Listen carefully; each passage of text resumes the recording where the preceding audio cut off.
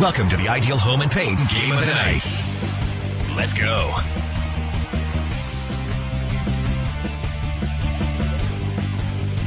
Only 3 weeks remaining in the Region 9 schedule. Tonight's the Crimson Cliffs Mustangs hosting the Hurricane Tigers in what should be a fantastic battle.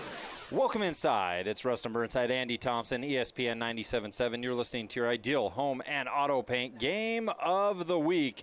Brought to you, of course, by Ideal Home and Auto Paint. Since 1975, locally owned and operated by Ray Odette. 2 locations for all your automated paint on Tabernacle and Ideal Home and Paint, 4096 South River Road. Ideal has that. AT, it's a beautiful night. The sun starts setting a little earlier this time of year than it typically does. Really brings a new meaning to Friday Night Lights. How you feeling tonight, I'm feeling fantastic. It's great to be here with you, Rustin. Fun Region 9 game day today, helping the folks get ready for the triple header. We've got this game right here, Hurricane and Crimson Cliffs on senior night, the defending champs, with some very special seniors this year that we'll be highlighting a little later on in the pregame show. And over on 890 KDXU is where you can listen to Desert Hills. They're going to Snow Canyon tonight. You can also, if you're staying on the FM dial, go to 92.5 FM. And then, of course, Cedar hosting Dixie, the oldest rivalry in all of southern Utah. The Reds and the Flyers will be on 590 KSUB or KSUB590.com. Man, and you know what? For all the games we've called this year, AT, I don't feel like we've been out here at good old CCHS quite a bit this year. We know about the Mustangs, their accolades, of course. You can listen to the Coach Alofapo Coaches Show weekdays on the Andy Thompson Show. But that doesn't mean that we've been right here at Crimson. We've seen the Stain game, but it's always nice to take in a game in the Red Kingdom, feel the atmosphere, feel the passion that these guys have. And, of course, it comes easy, right, when you're defending state champions. But there's still something special about this field, special about this location that really has opposition teams having to bring their absolute best. Oh, absolutely. And I was thinking driving over here, coming into the season, looking at the schedule, I wouldn't have guessed Hurricane at Crimson Cliffs would be our game of the night tonight, right, on ESPN. But Hurricane's been balling out. They've been close in a bunch of their games coming off that big win against Snow Canyon. According to Nolan Perry, they're 35-point underdogs tonight against Crimson, who's number 3 right now in the RPI and all of 4A. So it's supposed to be a blowout, but I think Hurricane, the way that they fought all year, is going to battle and make it an interesting game and a special night for this Crimson Cliffs home crowd, celebrating some awesome seniors who have done so much for this program. Well, and it speaks volumes, right, to the Hurricane Tigers and that football program for the fact alone that everybody's tuned in for this one, that everybody's fired up, because Region 9, in terms of parity, has been fantastic this year. Dixie, Pineview, Cedar, Hurricane, Snow Canyon, right? They're all taking punches at one another, whereas Crimson Cliffs believes themselves and has played up to this point as the premier team to beat. And right now, undefeated in region play, you're looking fantastic. The Mustangs have obviously won a good chunk of games in a row. They lost their first 2. They've won 5 straight, 5-2 on the year. The Mustangs clock in number 3 in the RPI. Hurricane, on the flip side of things right now, they're coming in at number 19, and for them, they're 2-2 in their last 4. But the Tigers have taken bounds and strides as a program. They've been competitive, even in the losses in which Hurricanes kind of tallied up here, AT. We're talking 35-20 loss. We're talking 30-29 loss. We're talking 41-35. All games they felt they could have won at one point. They're apt to hanging around. And right now, look at a game like, let's take Cedar, for example. They played the Reds to within 7. Cedar and this Crimson Cliffs team, right, they were tied up for the whole first half, basically, right? It was a very tight game, back-and-forth type scenario before the Mustangs eventually pulled away and won handily in that one. But it's got to give a team like the Tigers hope that maybe they can come out, take a swing, and hang around with a team like Crimson Cliffs, who has not only Region 9 aspirations, but we're talking state title aspirations here. Absolutely. And if you think back to when they lost to Morgan week 1 and there were people that were semi-panicking, and then they lose to Bingham, but a close game, hold them to 17 points. It was like, wow, maybe Crimson.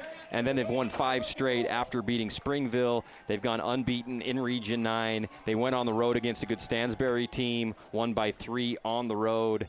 And they've been cooking, and it's one of these programs, like coming into the year, I remember you saying, like, it's I don't know how you put it. You put it better than me, but it's like legacy time. We're taking what you built on from last year and the year before, going to 2 state championships in a row, and it doesn't matter if you're only returning 3 starters. You're still anticipating this group being able to make a deep playoff run, if not go for another state championship. Right, because every team here, you look at Region 9, Crimson Cliffs being the newest school of the bunch, okay? Every school here has that legacy, right? You know who Dixie is. You know who Pineview is. You know who Desert Hills is. Crimson Cliffs wins a state title in their relatively young lifespan, and now everybody's looking at them to really put that stamp on who they are and what they stand for, because the way you play now ultimately determines and very well could factor in how you play 10 years from now. It's high school sports. You change with the kids. I understand that. But every program has a legacy and something to live up to, and that's what these teams are setting the trademark for right here at Crimson Cliffs. This is the Bucks Ace Hardware pregame show. Stop by Bucks Ace today for power tools, grills, and the best gun department. Bucks locations at Dino Crossing, Santa Clara, and Hurricane. We got a couple keys to the game to get to here, AT.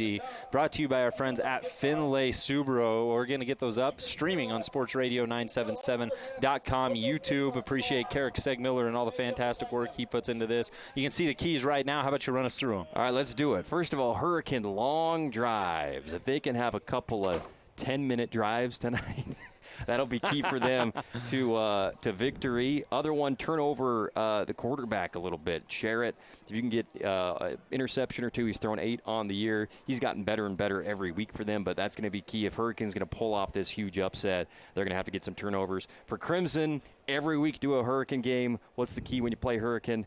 Rustin, counter discipline. Yeah. Watch those wings, watch those sweeps, watch those guys in motion, right? And luckily for Coach Wayne and Crimson Cliffs, these guys have been disciplined all year and the whole time he's been here. And then Crimson, trick play awareness. We're probably going to see 1 or 2 of those from Hurricane in big moments. They'll throw anything at you, especially in a game like that. Those keys to the game brought to you by our good friends at Findlay Subaru. And they're on the saving side of the freeway. Stop in, call today to learn more about current sales and service specials.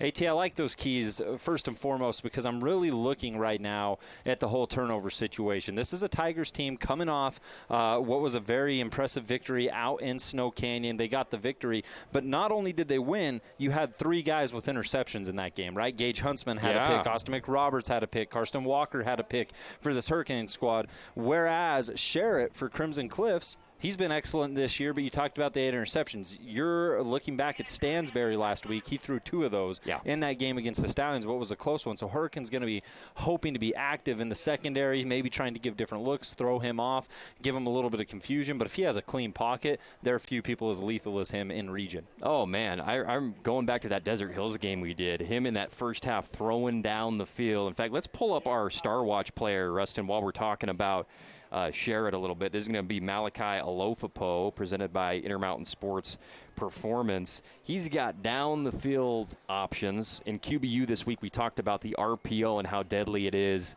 with Sherritt, because when you have a guy like McCord Christiansen, who is in the catbird seat right now to be the Region 9 MVP, in my opinion, 1,103 yards, over 150 yards per game on the ground, handful of touchdowns. The RPO game has been awesome, but the counterpart to the run game is a guy like Malachi Alofapo, who is our Intermountain Sports Performance Star Watch player tonight. He catches the ball in traffic. He's got super glue hands and a Division I talent. He's got official visits over the next few weeks all over the place. I'm hoping somebody like Utah State, BYU, somebody in-state can keep Malachi in the beehive. But I'm really excited to watch him on senior night. One of the real 3 seniors, right, with him, with McKay Wright, and with McCord Christiansen, who were huge players on last year's state championship team who returned this year. Only 3 starters, all 3 of them seniors, and poised to have a special night for sure, their last home game, at least in the regular season, here in front of the Red Kingdom. Malachi coming in tonight, 34 receptions, 600 yards, 7 touchdowns for number 4. And I'm with you, AT. It's always great to see our athletes stick around, hang around, whatever opportunity is best. There should be plenty for the young man. And the Mustangs star-studded trio for certain tonight. We'll be keeping an eye on all those seniors as we approach our national anthem right here at Crimson Cliffs High School. Let's take a quick break. We'll come right back with a little bit more of the Bucks A's Hardware pregame show as we get to our Wendy's starting lineups on the way.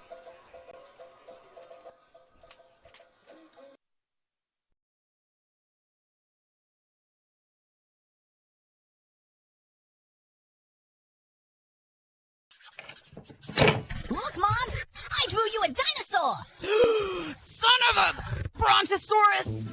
Not ideal. Your kid using Sharpie on the living room wall. Ideal. Ideal Home and Paint's Kelly Moore paint selection. Make your house, flaws and all, look its very best with a little help from Kelly Moore Paint and Ideal Home and Paint. Ideal Home and Paint, your local paint experts in Southern Utah since 1975. Remember when Main Streets used to be a magical place where you could get an ice cream, shop for toys and clothes, or get the tools you needed all in one place? Well, Buck's Ace Hardware is bringing the magic of Main Street to State Street and Hurricane with a brand new 40,000 square foot store. Get some fresh popcorn, check out the best tools, home decor, toys, games, have an ice cream, and enjoy the nostalgic Main Street experience. Buck's Ace grand opening in Hurricane is coming November 7th. Ace is the place with the helpful hardware, folks. Welcome back. Crimson Cliffs High School, home of the Mustangs. It's senior night, and it's the Stang Gang, winners of 5 consecutive ball games, getting ready to run out on the field against the Hurricane Tigers in a Region 9 clash for Crimson Cliffs. They're going to finish the year with region play. Hurricanes got tonight one more region game, and then they'll finish the year in a tilt against the San Juan Broncos out of Blanding, Utah, a place that we're very familiar with on the Andy Thompson Show.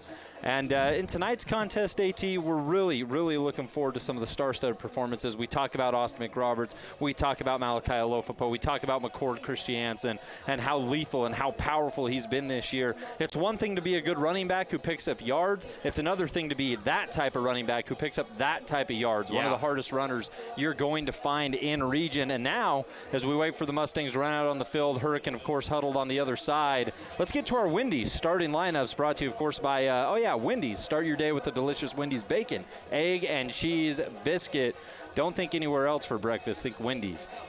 All right, let's start with Crimson Cliffs. Your starter at quarterback will be Ryder Sherritt. He's got 1,178 yards this year and 14 touchdowns on 8 interceptions. Your running back will be McCord Christiansen, leading the state right now, 1,103 yards.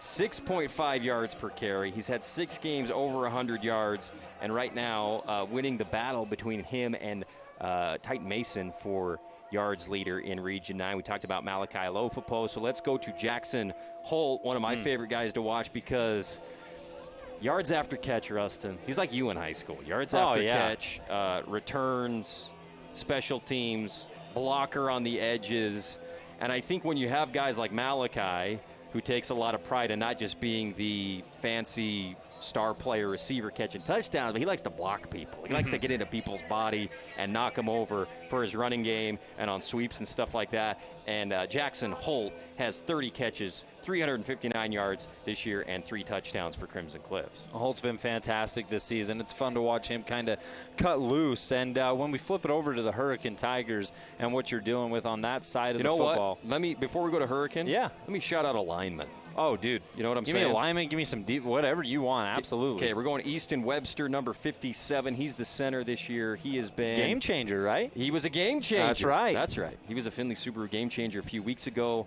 in their win against Springville, where sometimes this team's been overmatched. I mean, you think about the physical teams they've played, right? We've gone over it a million times. Bingham and Springville. They played the big boys. Absolutely. And, he's not the biggest of boy, but his heart, it's not the size of the dog and the boy. I can't remember how that goes. The boy in the fight. Someone's fighting. Yeah. He's a big part of that. Great on. They'll pull with him. They'll do one of those center guard. He's got to snap it and pull on the same play. So his dexterity, footwork, speed, athleticism has been key when you look at anytime a running back has a great season. We know McCord runs over people and through people and all that stuff. Yeah. But his offensive line has been tremendous this year as well. Absolutely, and the athleticism that you see kind of on that front five has been impressive. And let's bring up the point we have to with the Mustangs, right? And I know we've said it multiple times, but remember how many new guys are in this system, right, that weren't here last year. We say, oh, defending champs. That's really only in title alone. A lot of these guys have kind of had to learn and adapt, and you saw the 0-2 start against these big teams, and ever since then they've just really started to fill that role immaculately. And you've seen it throughout the season. You'll probably see it here tonight as this team continues to improve. So there's your linemen. couple, of course, defenders you talk about, McKay Wright, Max Griffiths, and what they're capable of doing. These guys combined for like 7 tackles for loss last week in their win over Stansbury. So they're a threat any given time to bring someone down deep into the backfield, and looking forward to watching this Mustang defense work, which, by the way, 20.4 points allowed per game. That is the best mark in region this year. Best defense in Region 9. Oh, man. Yeah, they've been fantastic. 1 starter back.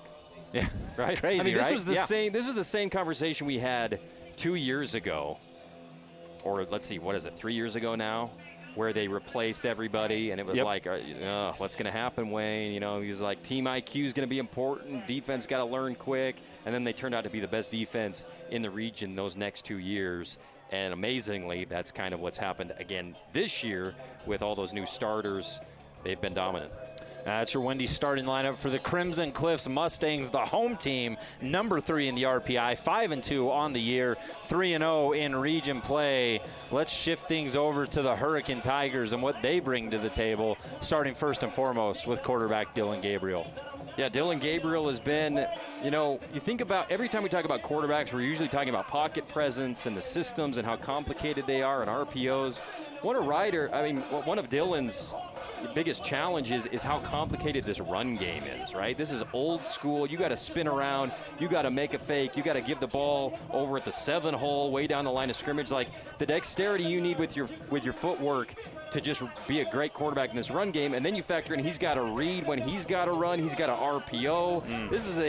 This is not your grandpa's Hurricane system, which is an old school under the center wishbone or full house set. This is a shotgun 21st century double wing where he's got to do a ton, and his effectiveness as a runner has been a big part of why they've been so successful. He's also been good throwing the ball down the field, but I've been really impressed with how physical he is as a runner, and kind of the 4th running back when you talk about Clyde and Brody Jacobs and, of course, Austin McRoberts. You got to have 4 guys who are effective if you want this system to be totally effective, and Dylan has not let him down in that regard. In the red zone, he's the guy they go to score touchdowns. So really impressed with Dylan Gabriel's season so far. Absolutely. Gabriel coming off a rushing leading performance last week in the win over Snow Canyon. That was a big-time run there, 62 rush yards and a touchdown, as well as tossing a couple. He went 7 of 9,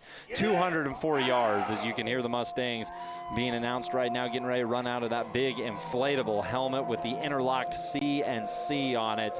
And what is one of the better home atmospheres, I would say, let's just say the state of Utah, right? Give them their flowers where flowers are due. That walk down the exit out of the helmet, the song, you like it. It's a great home atmosphere here out in Washington Fields, as here come the Mustangs. AT, last year when these guys matched up, September 29th, 2023, it was 48-0 at halftime in favor of the Mustangs. McCord Christiansen had 88 yards and a touchdown in that one for Hurricane. Dylan Gabriel, 29 rush yards, had a passing touchdown, 78 yards.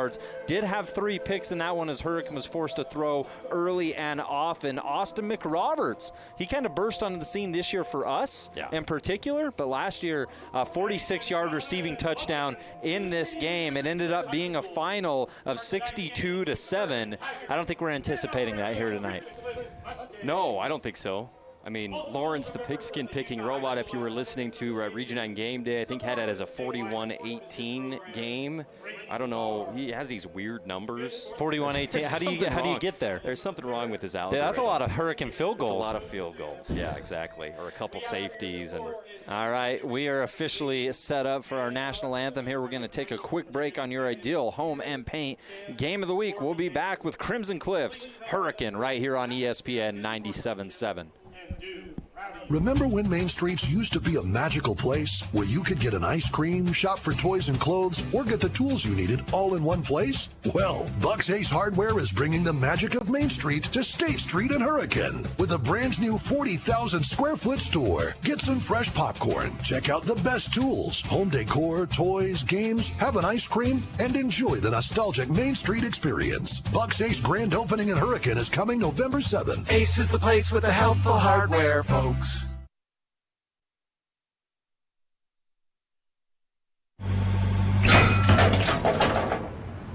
That's not good. What? Yep, your car's broken. Oh, come on. But we can fix it and get you back on the road quickly. Ooh, I like the sound of that. Pro Auto Care in St. George can handle anything under the hood of your Honda, Acura, Toyota, and Lexus. From oil changes to major repairs, quality work at an affordable price. Check them out at yourproautocare.com. That's yourproautocare.com. Flynn Companies in St. George provides commercial building services to all of Utah. They bring your vision for the building to life without compromise. Flynn's customers have come to expect innovative solutions backed by unparalleled technical expertise and a disciplined approach to project building. Flynn Companies is a proud booster of the Southern Utah community and has literally helped to build it. Visit FlynnCompanies.com today. It's fabulous. So fabulous. Fabulous Freddy's Car Wash. Want your car sparkling clean and to save big on gas? Now you can go unlimited for as low as $20 a month. That's right, get your unlimited car wash pass and save 20 cents per gallon on gas. But wait, it gets even better. The higher the wash package, the more you save. Up to 40 cents per gallon every time. Don't miss out on these incredible savings. Fabulous Freddy on River Road or North Bluff in St. George. Go unlimited today. Get ready. Let's wash our cars at Fabulous Freddy's. Looking for the perfect countertop appliances but tired of the big box store prices? Let's face it, they're not the only game in town. Appliance Wholesalers Plus is your local secret for the best deals on GE countertop appliances like ice makers, microwaves, mixers, air fryers, toasters, and blenders. Here's the thing. AWP offers the same quality you'd expect, but at better prices. Why? Well, because they're locally owned, have lower overhead, and they pass those savings right on to you. So why pay more at the big box stores when you can save at Appliance Wholesalers Plus? Head to ApplianceWholesalersPlus.net or give them a call at 435-673-1599 to learn more. Appliance Wholesalers Plus.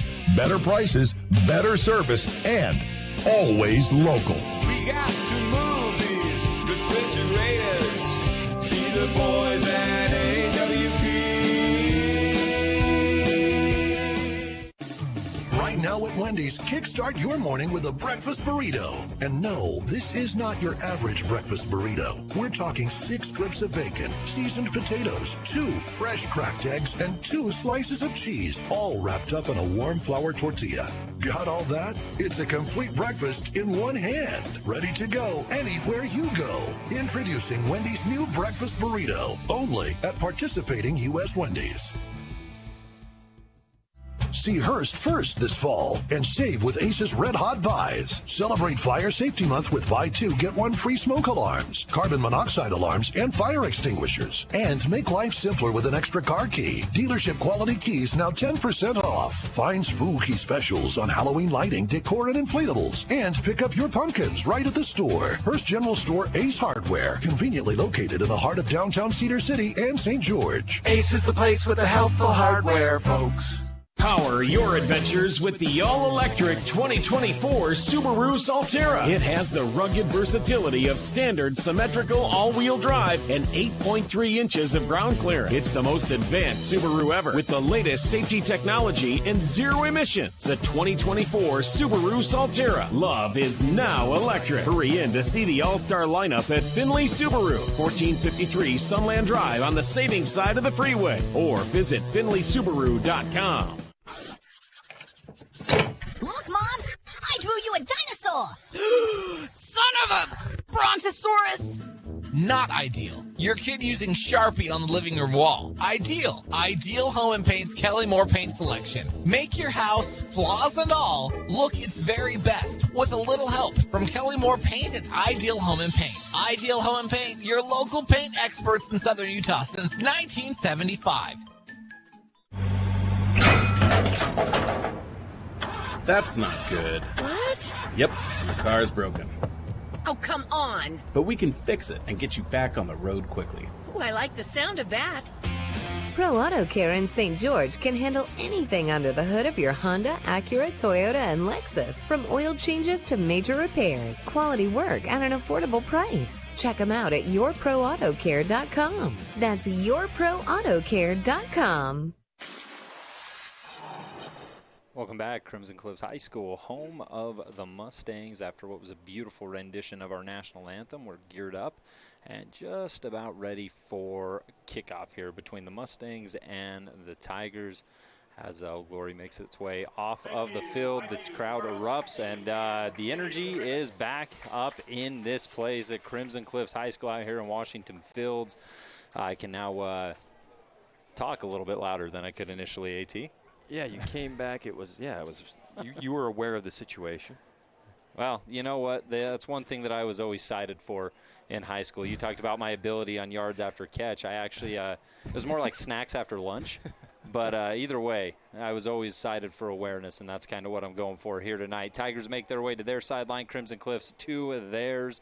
And a region tilt that, well, we like to talk about, Cedar and Dixie and Pineview and some of these historic matchups, these historic rivalries.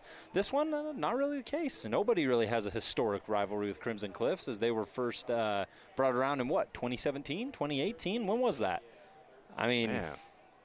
It's probably 2018? 2018, right around there. And the Mustangs' first couple of years, you bring kids over, and for a little while there, they were towards the bottom, right, of Region 9. And sometimes you have these new schools like Ridgeline, for example, who just catches fire right off the get-go, and they compete for state titles, and all the kids come over, and that's well and good. But more often than not, being a new school comes with its own challenges. They endured theirs, and now the Mustangs are looked at as the cream of the crop in Region 9. But coming with that territory is that big fat X on your back. It's McCord Christiansen, Max Griffiths, Malachi Alofapo, and McKay Wright make their way out for the Crimson Cliffs Mustangs at the little captain meeting here on center field, whereas Hurricane, we'll try to get you numbers on those as well. I see Brody Jacobs out there as one of the guys. I think Matua is one of the other guys, AT, and then two in the middle that I can't quite make out.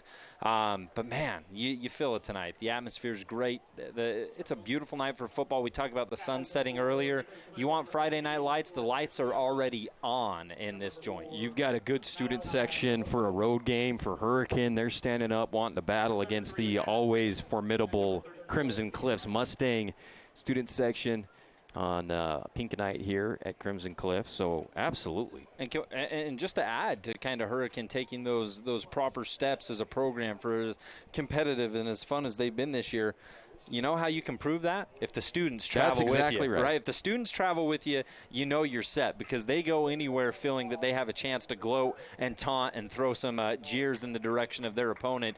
If you're a team that's got some faith, got some confidence in the community, the students will come, and they have tonight for the Hurricane Tigers, which is awesome to see. And, of course, the Mustangs boasting one of the larger and more intimidating student presences here in Region 9. Captains make their way to the sideline, and we're gearing up, AT, for what should be a great night. Other games, of course, that you can check out tonight, let them know. Yeah, absolutely. Over at Snow Canyon High School, it's the Warriors and the Desert Hills Thunder. That's on 890 KDXU. If you're on the FM dial, 92.5 FM if you want to listen to Desert Hills and Snow Canyon. And then if you're down here in southern Utah and you want to listen to Cedar as they host the Dixie Flyers, KSUB590.com. Back to you, Rustin. Hey, thanks, AT. Appreciate it. Crimson Cliffs tonight, 5-2, 3-0 in region play. The Hurricane Tigers, 3-4, 2-2 in region play. Their two wins have come against Pineview and Snow Canyon. The two losses to Dixie and Cedar, whereas Crimson Cliffs has beaten Cedar, Desert Hills, and Snow Canyon. They've kind of pushed through the harder part of their schedule and are hoping to fine-tune some of the other things along the way, as Hurricane is getting set to kick off to the Mustangs. They will have the ball first as we get ready to rock and roll here at CCHS. The Mustangs averaging 25.3 points per game. We'll see the offense first after this touchback on the way. There will be no return upcoming for the Mustangs. So let's start this drive at the 20 with McCord Christiansen and company. Yeah, good boot there by Dom Alacron. And we'll see how run heavy Crimson wants to be on this first drive here against the Tigers. Although we have seen certain games this year where they want to let it fly. They're coming out in an empty look here, Rustin. Yeah, right now it's Ryder Sherritt all by his lonesome. Here's the snap, looks out to his right, quick throw. Christiansen off a screen, gets a nice block, and you know what, for as nice as the block was, a little bit of backpedaling and trying to find the right angle.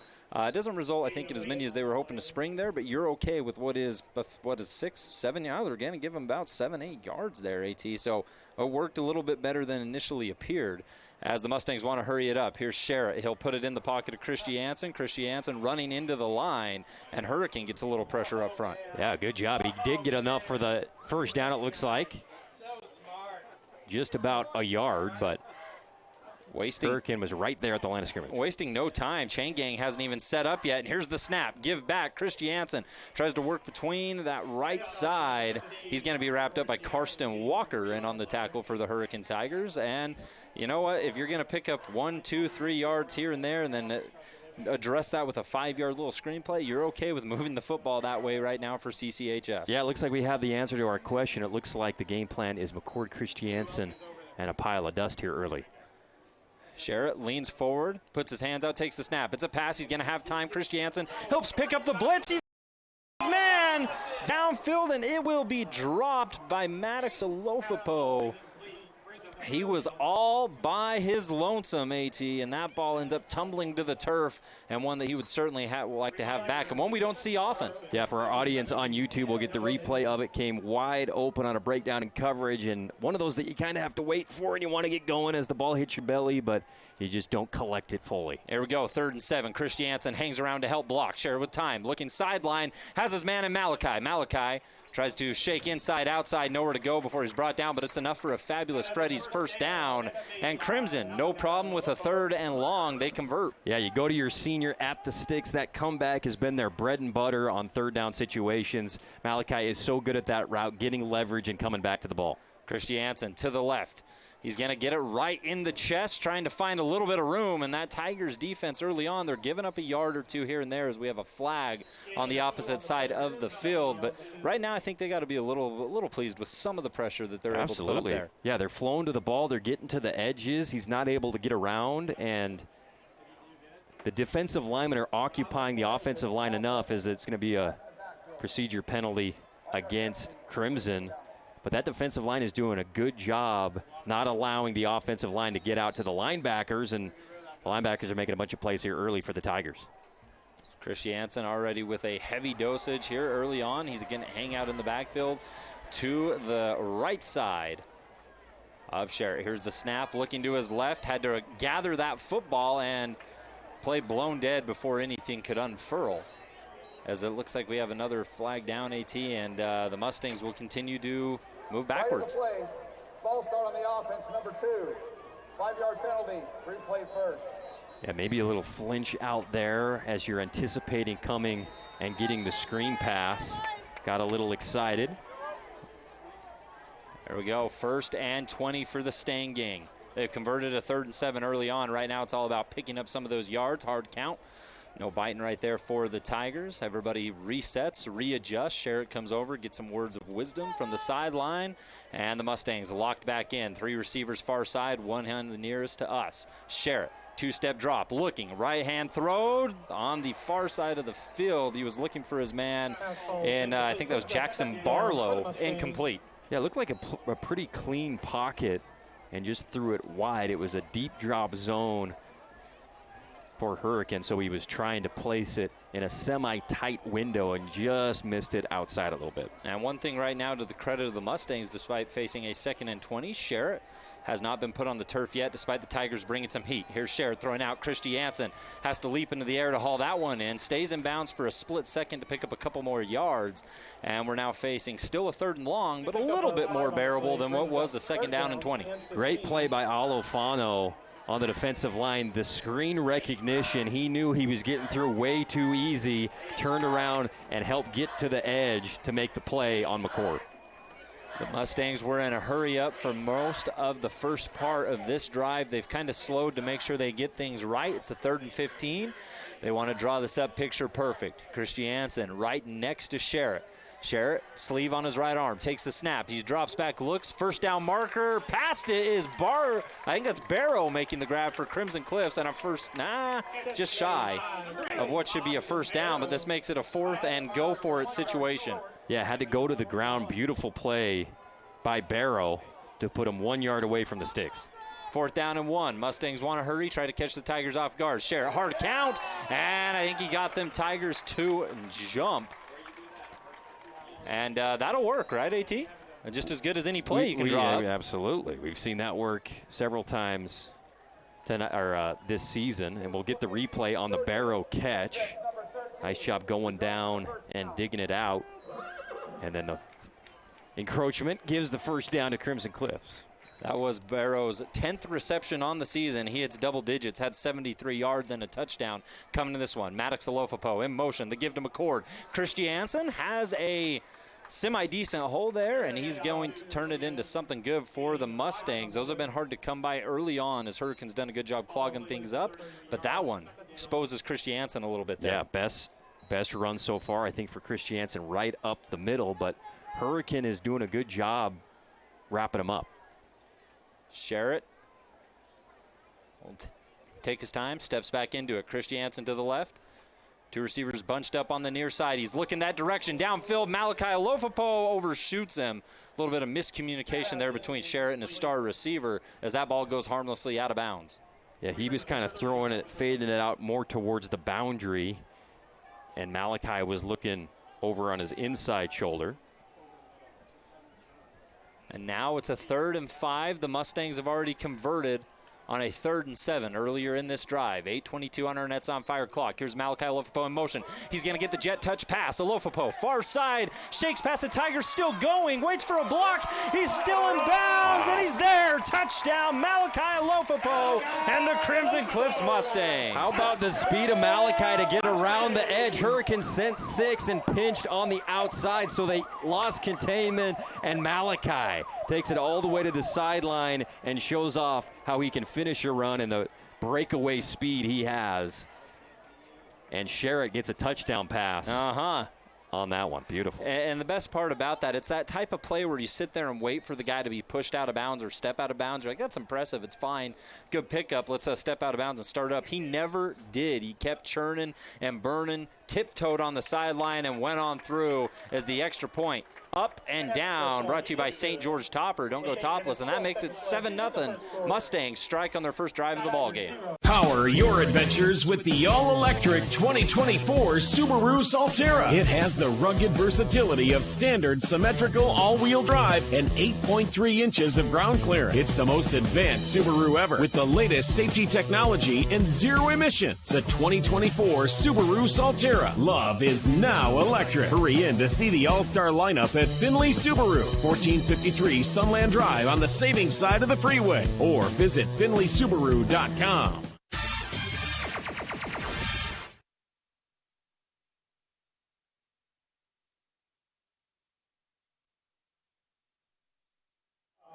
Mustangs score first on their first drive of the ball game. A Malachi Alofapo jet touch pass ends up putting him in the end zone for, well, let's see. As far as touchdowns go, he had 7 receiving coming into tonight. In fact, only receiving. That'll be another one. Sherritt gets the touchdown as well.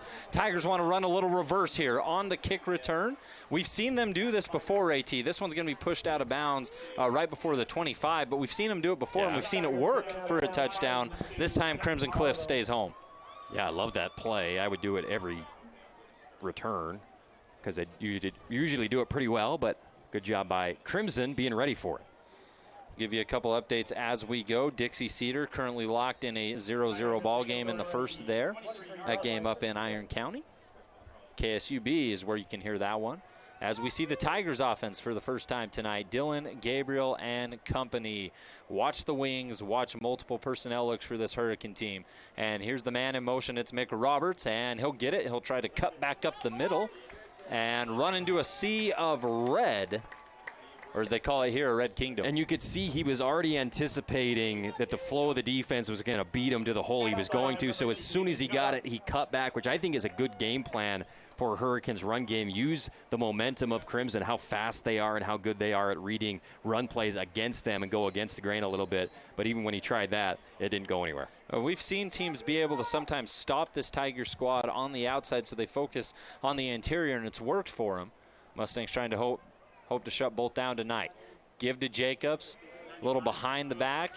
And there is nothing there, AT. Crimson Cliffs closes in quickly. They get pushed beyond the line of scrimmage, and the Tigers have been met with a lot of resistance in terms of the run game early on here. Yeah, good stop on that left side by Crew Butler. Nowhere to go. He was waiting with arms wide open for the ball carrier to take him down for no gain. 2 plays, 1 yard for H-Town as the Tigers huddle up.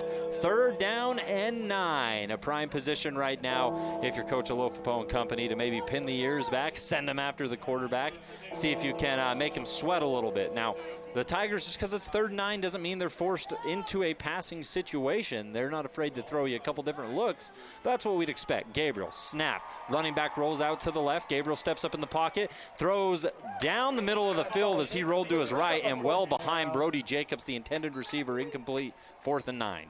It's kind of like a basketball play when you're on the perimeter and the guy passes it to you, but you've already cut while you're cutting. Yeah. In fact, you did that to me at the Washington City Community Center. It's that type of play where you're supposed to show a balled fist, right? Right? You look like a fool. So you show your cutting. Yeah. I don't know if Jacobs flashed that fist right there.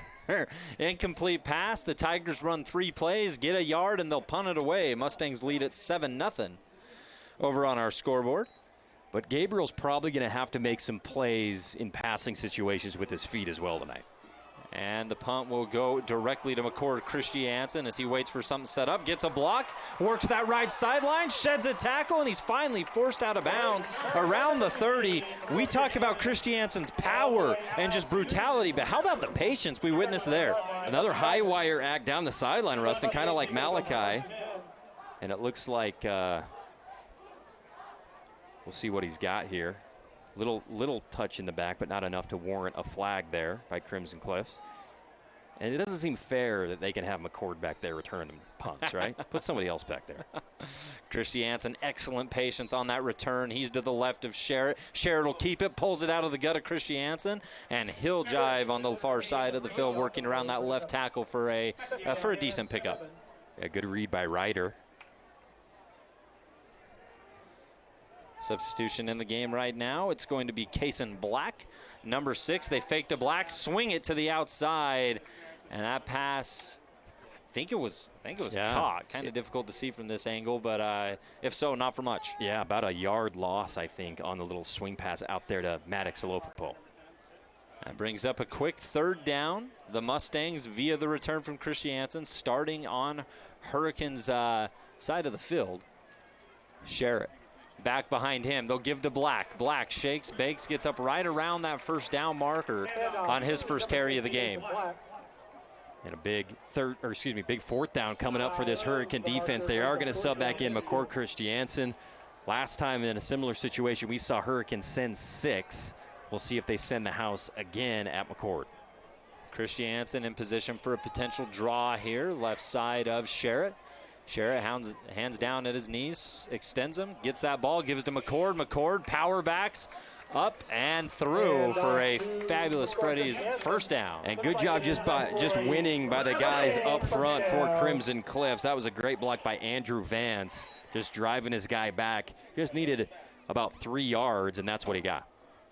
So let's set it up. Crimson Cliffs is inside the Flynn Roofing red zone. Flynn Companies is a proud booster of Southern Utah. Sherritt, hands extended, 2-step drop, going end zone, looking up over the top, one-on-one coverage. And that ball incomplete as he tried to find his man on the far side. Really good coverage on the outside on Barrow. Just rode him, got in his pocket, and took him all the way back to that back pylon. There wasn't a lot of daylight, and Sherritt was trying to throw it where only his guy could get it. Sherritt steps up. 2nd down and 10 upcoming for the Mustangs. Trips right. They're going to throw it to the opposite side to Christiansen, and that is sniffed out by Gage Huntsman rather quickly. He didn't bite. He didn't hesitate, and an excellent tackle there from Huntsman. Awesome job. Keeping eyes on Christiansen, even in a passing situation, knowing right where he was. And here's a replay for our TV audience. Just dropping back into his zone and then popping up. T-step and coming up, wrapping him up. Nice play by Huntsman. He's been awesome this year. You can catch this game on YouTube, sportsradio977.com. 3rd down and 13 after the 4-yard loss. As Sherritt looks back to the sideline, re-engages. Trips right here for the Mustangs. Sherritt looking that direction. Has time, throws, end zone, has his man. Touchdown, Jackson Holt and the Mustangs. What a route. We've seen that come open a couple different times tonight. This time it was a flag route by Holt and was just wide open, and Ryder Sherritt dropped it in like a baby in a swaddle, Rustin. Watch this. Time in the pocket, great blocking, and Holt looks it in for 6. Nice job. I mean, just dropping it in there type situation. Good protection. Sherritt had time, knew where he wanted to go, and Holt this year has been a really fun route runner to kind of follow for this team. On the season for Jackson, that is going to be touchdown number 4. Extra point up and through. 14-0 Crimson Cliffs. Look, Mom! I drew you a dinosaur! Son of a Brontosaurus! Not ideal. Your kid using Sharpie on the living room wall. Ideal. Ideal Home and Paint's Kelly Moore paint selection. Make your house, flaws and all, look its very best with a little help from Kelly Moore Paint and Ideal Home and Paint. Ideal Home and Paint, your local paint experts in Southern Utah since 1975.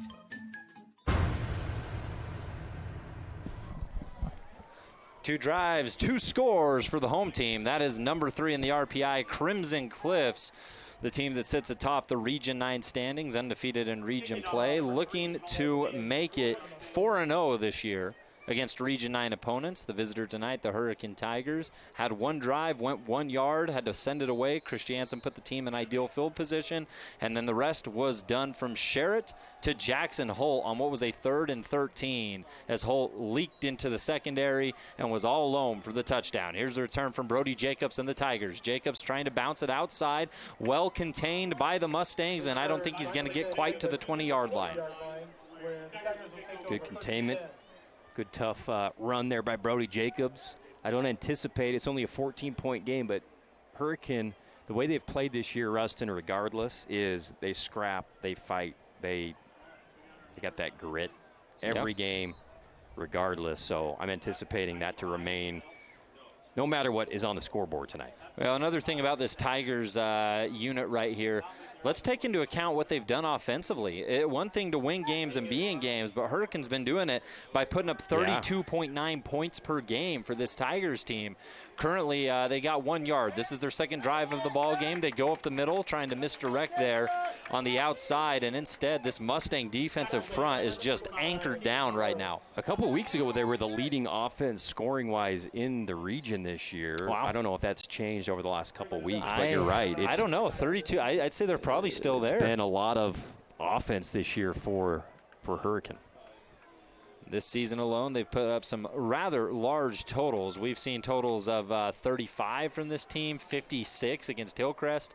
2nd down and 9, trying to get something going here. And around to McRoberts, waits for some blocks to set up, and they never really do. They're there. Hurricanes getting out and putting hands on people, but Crimson Cliffs doing an excellent job just shedding those would-be blockers. Yeah, absolutely. I mean, that is Hurricane's bread and butter play. That counter to McRoberts going right.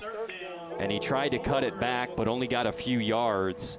And like you said, credit Crimson second-level guys shedding blockers and getting to the ball carrier. Even though it was the guys were in the right place, it was just Crimson being better at executing and getting off the blocks. Mustangs hoping to have their athleticism shine through here on 3rd down and 7. Gabriel leans forward. Mustangs showing pressure. They'll bring pressure. Gabriel having to roll out to his left. Has that football in the right hand, and he's going to go down. Crimson Cliffs gets to him. Never had a chance to set up a play as he's ripped down around the 15-yard line.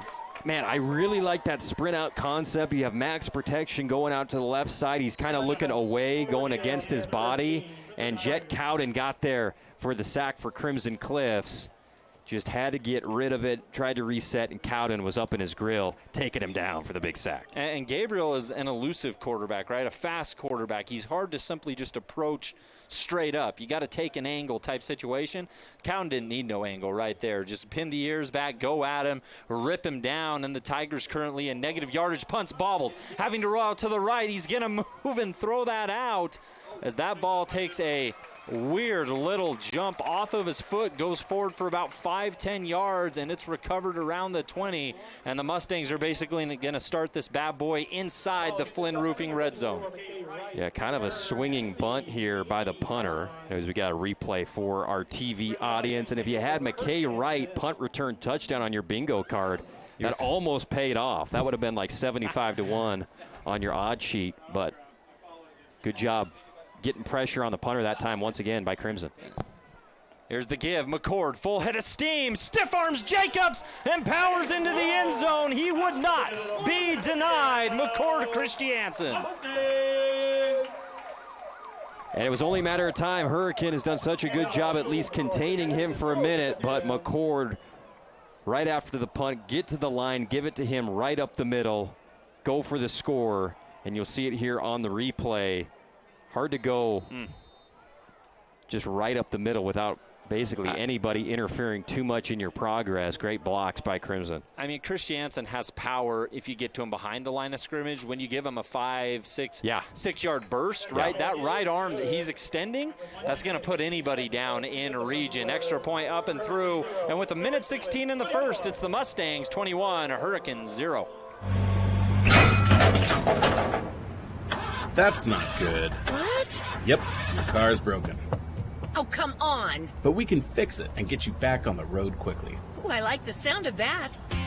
Pro Auto Care in St. George can handle anything under the hood of your Honda, Acura, Toyota, and Lexus. From oil changes to major repairs, quality work at an affordable price. Check them out at yourproautocare.com. That's yourproautocare.com. Basketball athletes, now's the time to start your preseason speed, power, and vertical jump training program at Intermountain Sports Performance and Nets on Fire. Our all-new velocity-based training program will get you results faster than ever before. Call us at 435-251-2299 to schedule a free training trial and get started today. Well, it is senior night here at Crimson Cliffs High School, so it's only fair that McCord Christiansen gets his. And what was a powerful 19-yard burst into the end zone behind a wicked stiff arm. And it's got the Mustangs up 21-0. The return, Brody Jacobs waiting for some blocks to take place. He has a nice stiff arm of his own before he's twisted down right at about the 32-yard line. And that's where the Tigers will try to get this offense revved up. Good block on the outside by Austin McRoberts. Took a guy to the ground. He's usually the one carrying the ball, but this time he's helping out Brody Jacobs over by that far sideline. We'll see on the replay here. That's the fight and tenacity we expect from Hurricane. We'll see if they can get a drive going here, Rustin. I'm not sure what to do against this defense, but it's a tough scenario. The Tigers prefer to run the football, and in a scenario where they may not feel as comfortable doing such. Instead, here's McRoberts. McRoberts waits for a block to set up, and McKay Wright doesn't wait for it. He pummels in and rips down McRoberts. An excellent tackle there from McKay Wright. That was one of those plays where the design looked good. It looked like he had some space in front of him, but then Wright, like you said, first-team All-State guy at linebacker, just burst through everybody. It's like when you're playing Madden, right? And you simply just try to run a little like draw play or kick it to the outside on a pitch, and you wait for your lineman to get up there and throw a block, and it never happens, and the guy just glitches through and gets there. That's what McKay Wright just did to create a 2nd down and 8. Gabriel hands up to his helmet, leans forward. Bunch formation here on the side. McRoberts gets the fake. Gabriel wanted to keep it, and the Mustangs are biting on nothing, not a single thing. They didn't worry about the outside. They didn't worry about contain. They knew Gabriel had the football, and they ensure that he goes nowhere. Yeah, Hagan and Christiansen in on the TFL for Crimson Cliffs, as that will end the first quarter. First quarter in the books. We'll take a quick break, be back with the second. It's Crimson Cliffs 21, an Alofapo touchdown, a Jackson Holt touchdown, and a McCord Christian touchdown. Feeling held back by pain? It's time to discover Dixie Chiropractic, where we're all about making life extraordinary. Whether you need to recover from a car accident or if you're just tired of chronic pain, we're here to help you live your best life. We don't just treat symptoms, we get to the root of the issue. Dr. Ward Wagner and his team use cutting-edge methods to ensure your journey to wellness is as effective as it is compassionate. Visit DixieChiro.com or call Dixie Chiro at 435-673-1443 to live life pain-free. DixieChiro.com. Wendy's knows everyone hates cold, soggy fries. That's why at Wendy's, they serve them up hot and crispy every time. Yep, Wendy's means always hot and crispy every single time. So don't risk going somewhere else. With natural skin-on potatoes, every order of hot and crispy fries is prepared to golden goodness and perfectly sprinkled with sea salt. Every time. Head to your St. George Wendy's today to get your hot and crispy fries and make every day a fry day.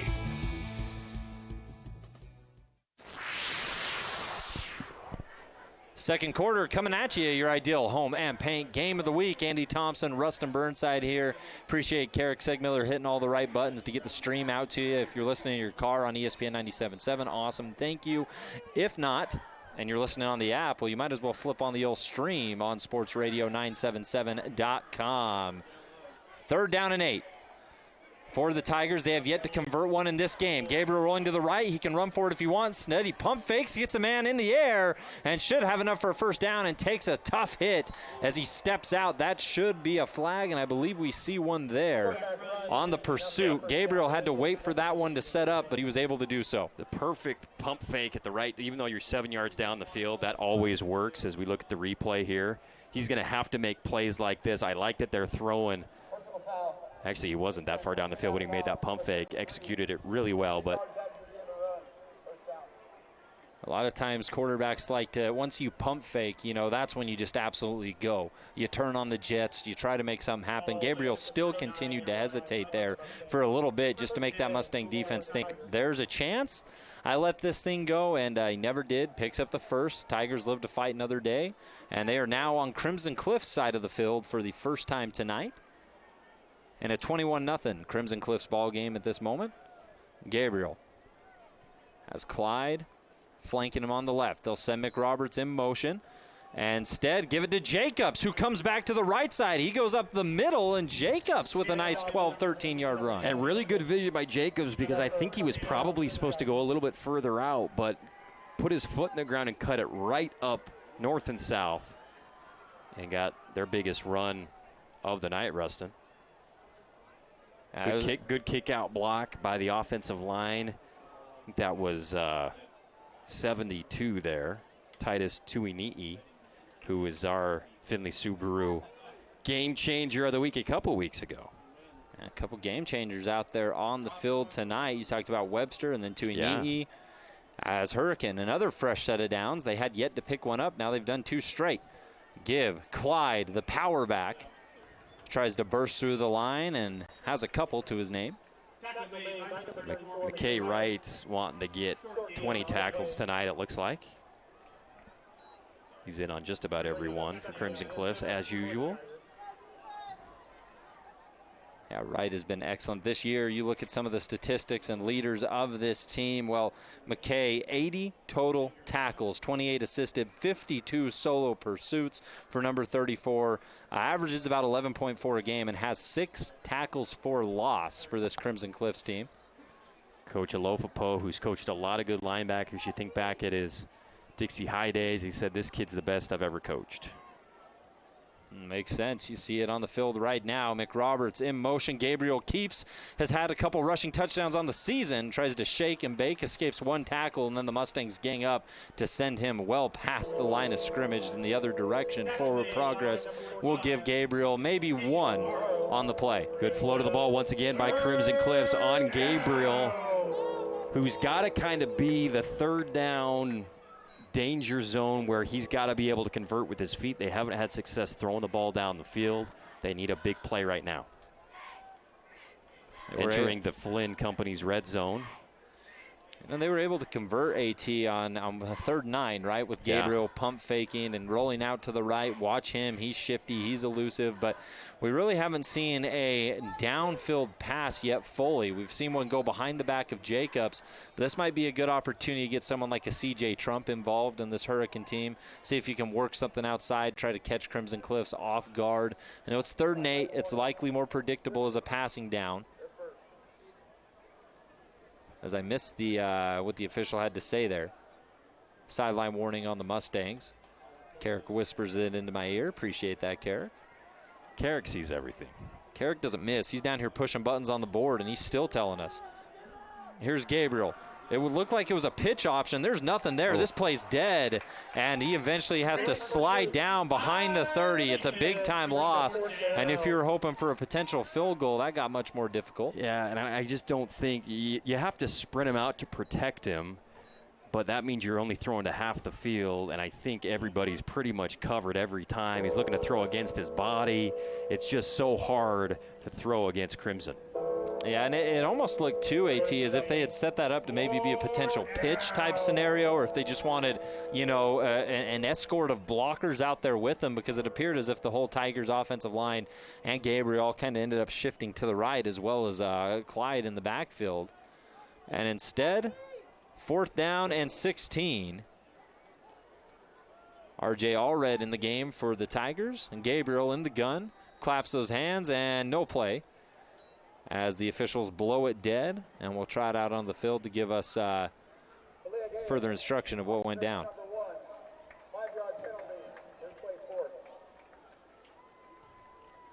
Another flag, this time going against the Tigers. We've had a couple tonight in what has been a relatively clean football game up to this moment in time. 8:13 on the clock. Gabriel looks to his right, back to the left.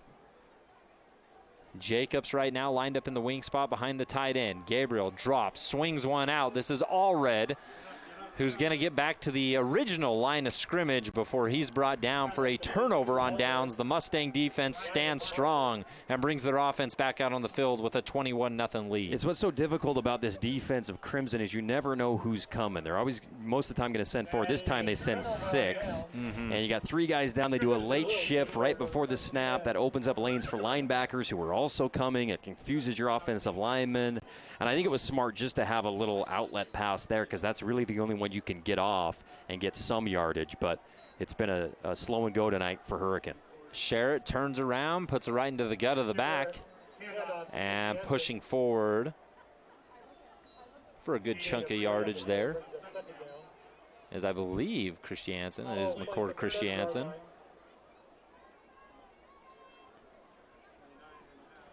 A 21-0 game, AT. Crimson Cliffs, we've seen them shake things up. Sherritt's gone downfield. Christiansen had some power runs. They've had a couple touch passes, some end arounds.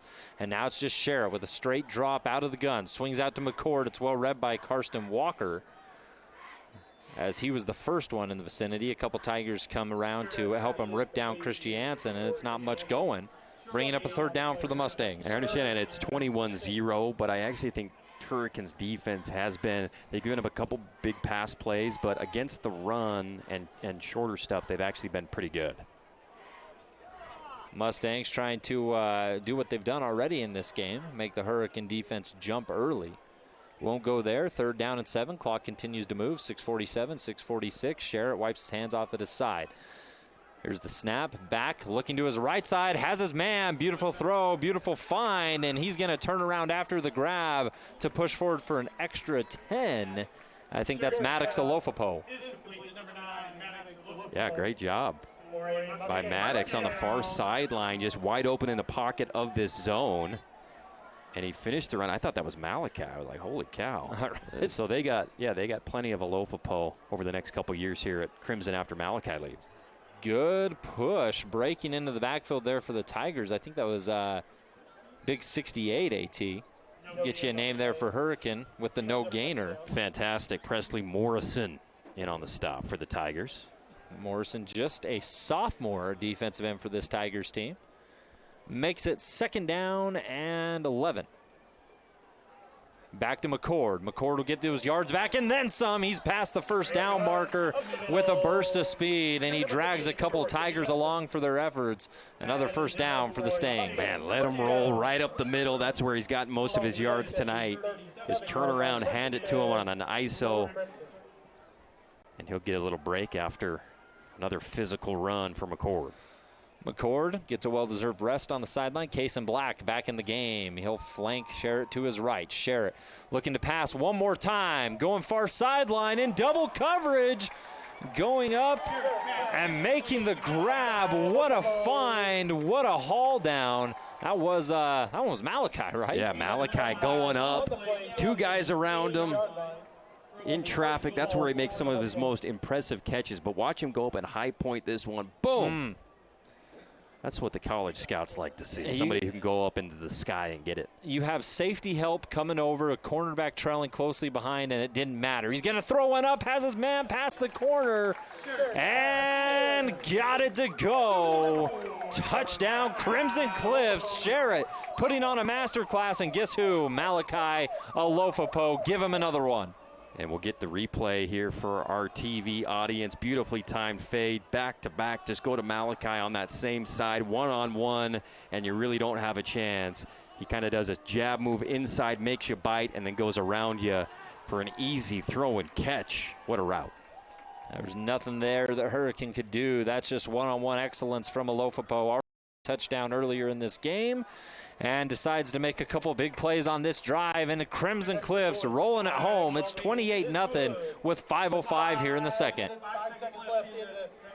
Feeling held back by pain? It's time to discover Dixie Chiropractic, where we're all about making life extraordinary. Whether you need to recover from a car accident or if you're just tired of chronic pain, we're here to help you live your best life. We don't just treat symptoms, we get to the root of the issue. Dr. Ward Wagner and his team use cutting-edge methods to ensure your journey to wellness is as effective as it is compassionate. Visit DixieChiro.com or call Dixie Chiro at 435-673-1443 to live life pain-free. DixieChiro.com.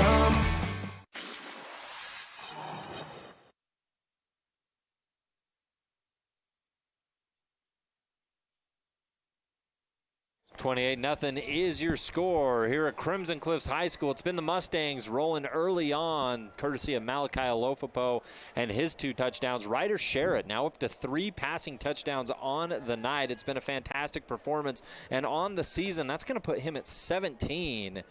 Opposed to 8 interceptions, if I recall correctly. It's been a solid year for Ryder, and he's a key component, right, going into postseason play for this Mustang team. You can talk about the run game, you can talk about the defense, both excellent, but solid quarterback play gets you far, and Crimson Cliffs, of course, knows that very well. And Ryder just trusts Malachi Alofapo when he's singled out, and even on that first catch he had where they had a safety rolled over shading his area, didn't matter. He still came down with the ball, and then when you're completely soloed up in a one-on-one situation in the red zone, that's bread and butter. Magic is what they call it, AT. A little bit of shake and bake, bread and butter, whatever you want. There's a solid connection there, and something that they can go to in any type of situation against any team, as the Mustangs protecting a 28-0 lead. 5:05 on the clock. The Tigers need a little bit of momentum. They had a nice drive going for a while there on their last possession before a couple penalties and some big-time defensive stops from the Mustangs ended it. Here's McRoberts. He runs head first into the man known as Max Griffiths, who slings him to the turf, but not until Austin has a solid pickup there for H-Town. Good block by Brian Ireland, one of the key guys on this Tigers offensive line this year. Just keeping engaged with these Mustangs is tough, but you can't drive these guys back very far, but at least if you keep them occupied, that gives your running backs a chance to make some positive yardage. Nice run there by McRoberts. 4:32, 4:31. Clock continues to move. Gabriel, middle, goes to Clyde. And Clyde, we've seen him with some powerful runs throughout the season. He's ripped down by Griffiths. Oh, no, sorry. I apologize. That was Christiansen on the tackle. Clyde had a great game last week against Snow Canyon. Powerful runner. Clyde in that game, 62 yards and a touchdown. McRoberts had 61 rush yards in that 35-7 win over Snow Canyon. Defensively for Crimson last week, Griffiths had 12 tackles, Wright had 12 tackles, and they're looking for a big third down stop. Flags fly, and it's a good thing those whistles came in because Hurricane had already decided that the play was dead, and Crimson was pursuing hot and heavy. That's tough because it's going to go against Hurricane, but it was a late kind of shift action that Crimson does that if you're an offensive lineman, you're flinching at that every time. Yeah.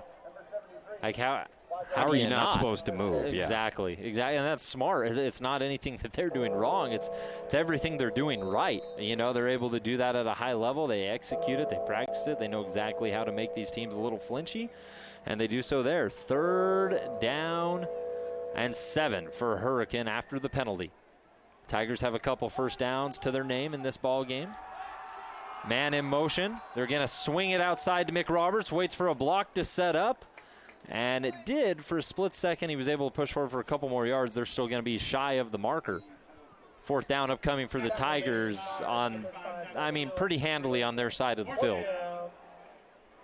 Yeah, Hurricane going to kick it away. Thanks for being with us. Our Ideal Home and Paint game of the night. We appreciate Ideal. They've been our longtime title sponsor of high school sports, and they've been a fan of Region 9 athletics since the 70s. Of course, the Odettes, a legacy Dixie Flyer family. Coach Odette, his son Ray Jr., quarterback back in the day for the Flyers, and have been a booster of all the local high schools ever since. Punt is up and through for the Tigers. Much better than the last one that we witnessed where there was some pressure there on the punter.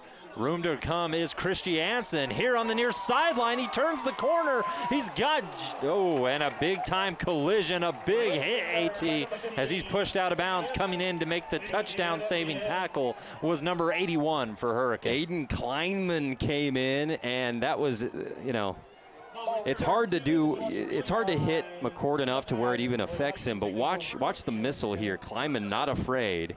Comes in, lowers the shoulder. And that is the biggest hit so far tonight. Pro Auto Care, big hit here at Washington Fields. Appreciate Pro Auto Care in Washington, Utah. Sherritt, end zone, going deep, 1-on-1, Barrows down there, and the ball is ripped away right at the tail end. He had both hands on it, and an excellent job by the corner there to get in and pry that one loose before it could be called for a score. First of all, what a throw by Sherritt. Yeah. Puts it right on the mitts, and it was just an amazing Carter Wardle with his hand just came in there and knocked it out. Wardell saves the touchdown, 2:16, and a 2nd down and 10. Mustangs will get whistled for a little bit of early movement. Make it 2nd down and 15. They'll line it up and try it all again. It's Sherritt by his lonesome, and his throws have been pinpoint accurate here tonight. Looking for another one. 3 passing touchdowns. He's going to keep it on the ground. Up the middle is the QB keeper, and on the draw play for Sherritt, he's a couple short of the original line of scrimmage.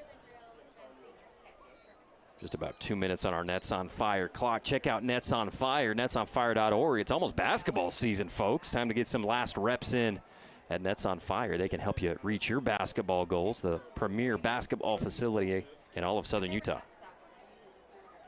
Sherritt, it's Black behind him. He'll stay to help block. Sherritt slings one into the end zone. Triple coverage. And you know what? That was still right there. And what appeared to be a catchable football, the Tigers close in quickly. It ends up incomplete, but Sherritt not afraid to try to fit this football in some tight windows here tonight. Good job closing on the play by Hurricane, because it looked to me for a minute like it was going to be one-on-one.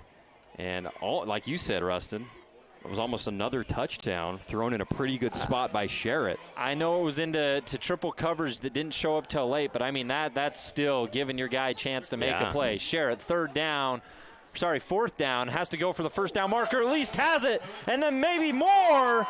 Slung down right about the 1-yard line. Trying to get inside was Malachi Alofapo, and they just kind of left him alone in the middle of the field. He got the first down and sets up a 1st and goal. And that's just sometimes how it works, Rustin. You throw some beautiful passes this drive that aren't completed. You throw one a little low at the knees, and Malachi makes a huge play there on 4th down to convert for a fabulous Freddy's first down. 1st down and goal We'll call it the 2-yard line for Crimson Cliff. Sherritt runs out, and a rare side, AT. It's called the Mustangs huddling up. Hurricane going to be heavy on that defensive front right now. No Christiansen in the ball game for Crimson Cliffs.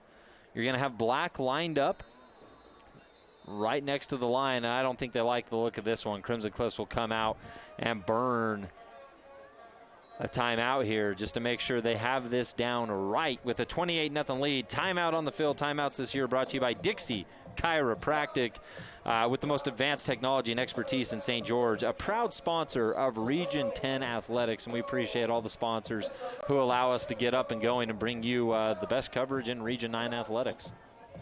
Yeah, appreciate Dixie Chiropractic. You can hear Dr. Ward Wagner on our sister station, 890 KDXU, every weekend, talking about how to get you out of pain. If you're suffering with disc herniation pain, they're the best in all of Southern Utah with their experience, their technology to help get you out of pain and live pain-free at DixieChiropractic.com and the Disc Herniation Clinic of Southern Utah.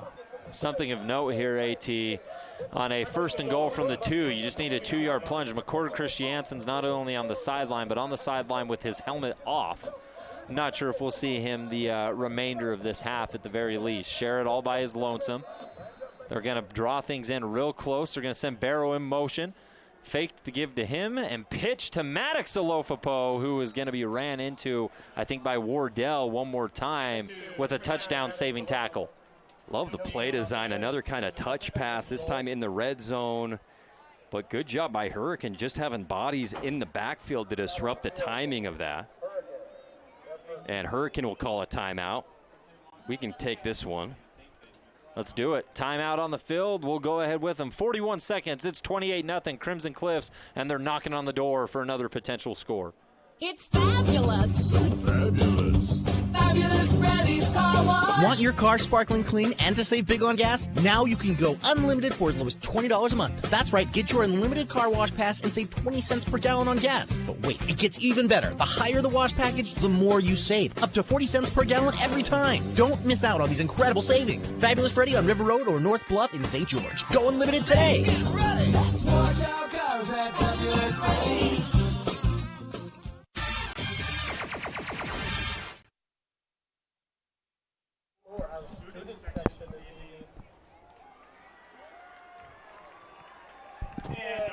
Welcome back. Thanks for being with us.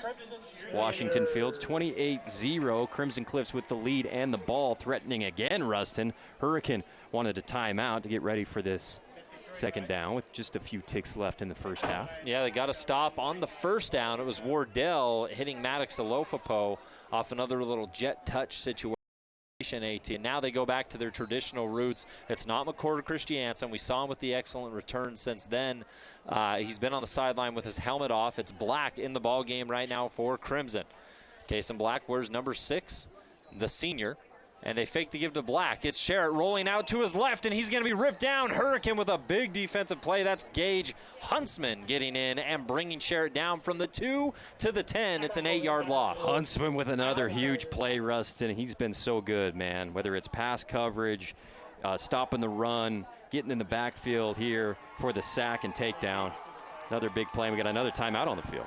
Another timeout, trying to make sure things are just right here. It's a 28-0 ball game. Crimson Cliffs with the lead, trying to make it 35-0 before we go to the break. And right here, you go from the 2 to the 10, and as much as that, as unfortunate as that is for the Mustangs, I think they're okay with just allowing Sherritt to kind of sling it around a little bit. He's been excellent tonight, kind of on those one-on-one throws, and if not, he can absolutely work the middle for this Mustang team. Crimson Cliffs is set up, ready to go. Their front 5 is locked and loaded as they await the Hurricane Tigers to break their huddle on the sideline. And a big third down upcoming with 34 seconds here in the second.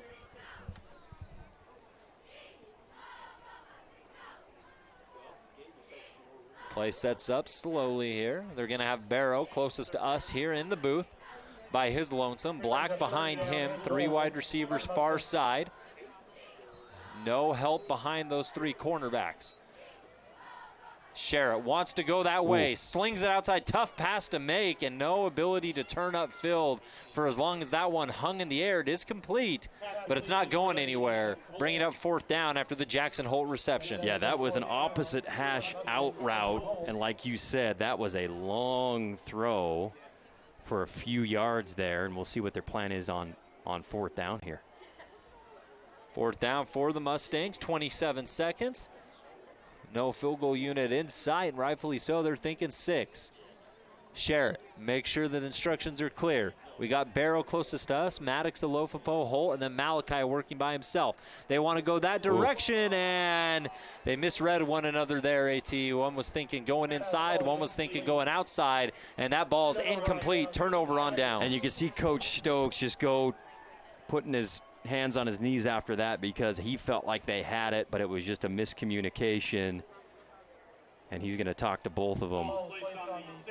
Like you said, it looked like Malachi thought, I'm being shaded on the outside, so we'll go inside, and Ryder had it on the other way. And well, there's a possibility, right, that it's the type of play you leave up to your guys to just figure out, say, go where he's going based on the coverage. And maybe Sherritt already had it made up in his mind that I'm going up over, because they've scored that way already tonight just by going up and over and kind of lobbing one into the corner.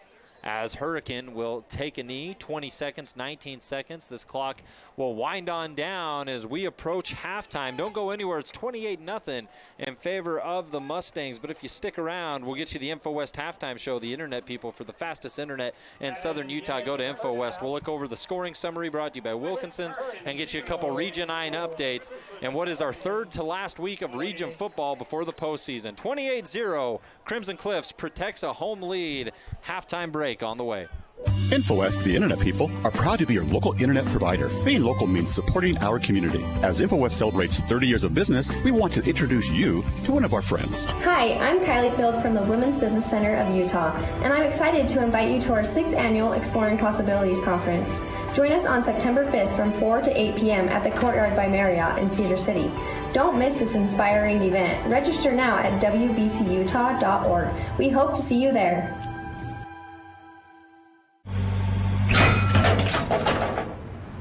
That's not good. What? Yep, your car's broken. Oh, come on. But we can fix it and get you back on the road quickly. Ooh, I like the sound of that. Pro Auto Care in St. George can handle anything under the hood of your Honda, Acura, Toyota, and Lexus. From oil changes to major repairs, quality work at an affordable price. Check them out at yourproautocare.com. That's yourproautocare.com.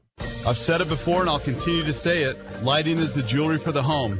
Here at Wilkinson's House of Lighting, we go to every effort to find the latest and greatest new ideas and styles in decorative lighting. You may find it interesting, but we really do get excited about great lighting. We've recently returned home from the latest lighting trade show, where we found a number of exciting pieces. Those items have been arriving, and the showroom is filling up with fantastic new ideas that will make the statements you've been searching for. Come on in and get excited about lighting with us and see what's new. Wilkinson's, 88 East, 1160 South. Ace is the place with the helpful hardware, folks. See Hearst first and refresh your home with Ace's Red Hot Buys. Check out the Ace Paint Collection with durability for everyday life. Save $2 on Kills Primer, and select Rust-Oleum Spray Paint is 2 for $13. Switch out that air filter with buy 3, get 1 free savings. And buy more, save more on cleaning supplies for every part of your home. Hearst General Store Ace Hardware, conveniently located in the heart of downtown Cedar City and St. George. Ace is the place with the helpful hardware, folks. It's fabulous. So fabulous. Fabulous Freddy's Car Wash. Want your car sparkling clean and to save big on gas? Now you can go unlimited for as low as $20 a month. That's right, get your unlimited car wash pass and save 20 cents per gallon on gas. But wait, it gets even better. The higher the wash package, the more you save. Up to 40 cents per gallon every time. Don't miss out on these incredible savings. Fabulous Freddy on River Road or North Bluff in St. George. Go unlimited today. Get ready. Let's wash our cars at Fabulous Freddy's. You're listening to the InfoWest Halftime Show. Get a lightning fast look at the first half stats, big plays, and scores from around the region. Hey, buddy, welcome back. Thanks for being with us. InfoWest Halftime Show. Trust the internet people at InfoWest, the fastest internet in all of southern Utah. And Rustin Burnside here with you, Andy Thompson, and we're welcoming in one of our favorites, Paul Peterson. Hey, thanks for that. We figure, they got to listen to us pretend like we know what we're talking about all half. So we bring up an expert to talk about. I used to know what I was talking about before, right? No. No, this is fun. This is fun coming up here. Let's talk about it. 28-0. Yeah, Crimson obviously doing a lot of stuff right. What did you like in the first half? Yeah, they just got some momentum. You got to get some stops defensively there for Hurricane, and then with the type of offense they're running with that jet sweep misdirection, you can't get off schedule. Yeah, it doesn't look like they have the throwing game to come back. So you got to kind of open it up a little bit, it looks like. But defense is doing really well, and third and long on that type of offense that Hurricane's running is pretty hard. I've been impressed. Coming into this game, Hurricane obviously a big underdog against the defending They got a couple wins, though, right? Well, that's what I was going to say, man. I mean, Coach Cowan, his first year coaching, he was at Duchesne before this, won a bunch of championships and stuff. But he's taken over first year as a program. They're in every game. They're scrapping every game. Yeah. They've won 3. That's pretty impressive. That's more than what they have in the past, yeah. Oh, absolutely. Well, he was state championship head coach at Duchesne, if I remember right. Won a bunch.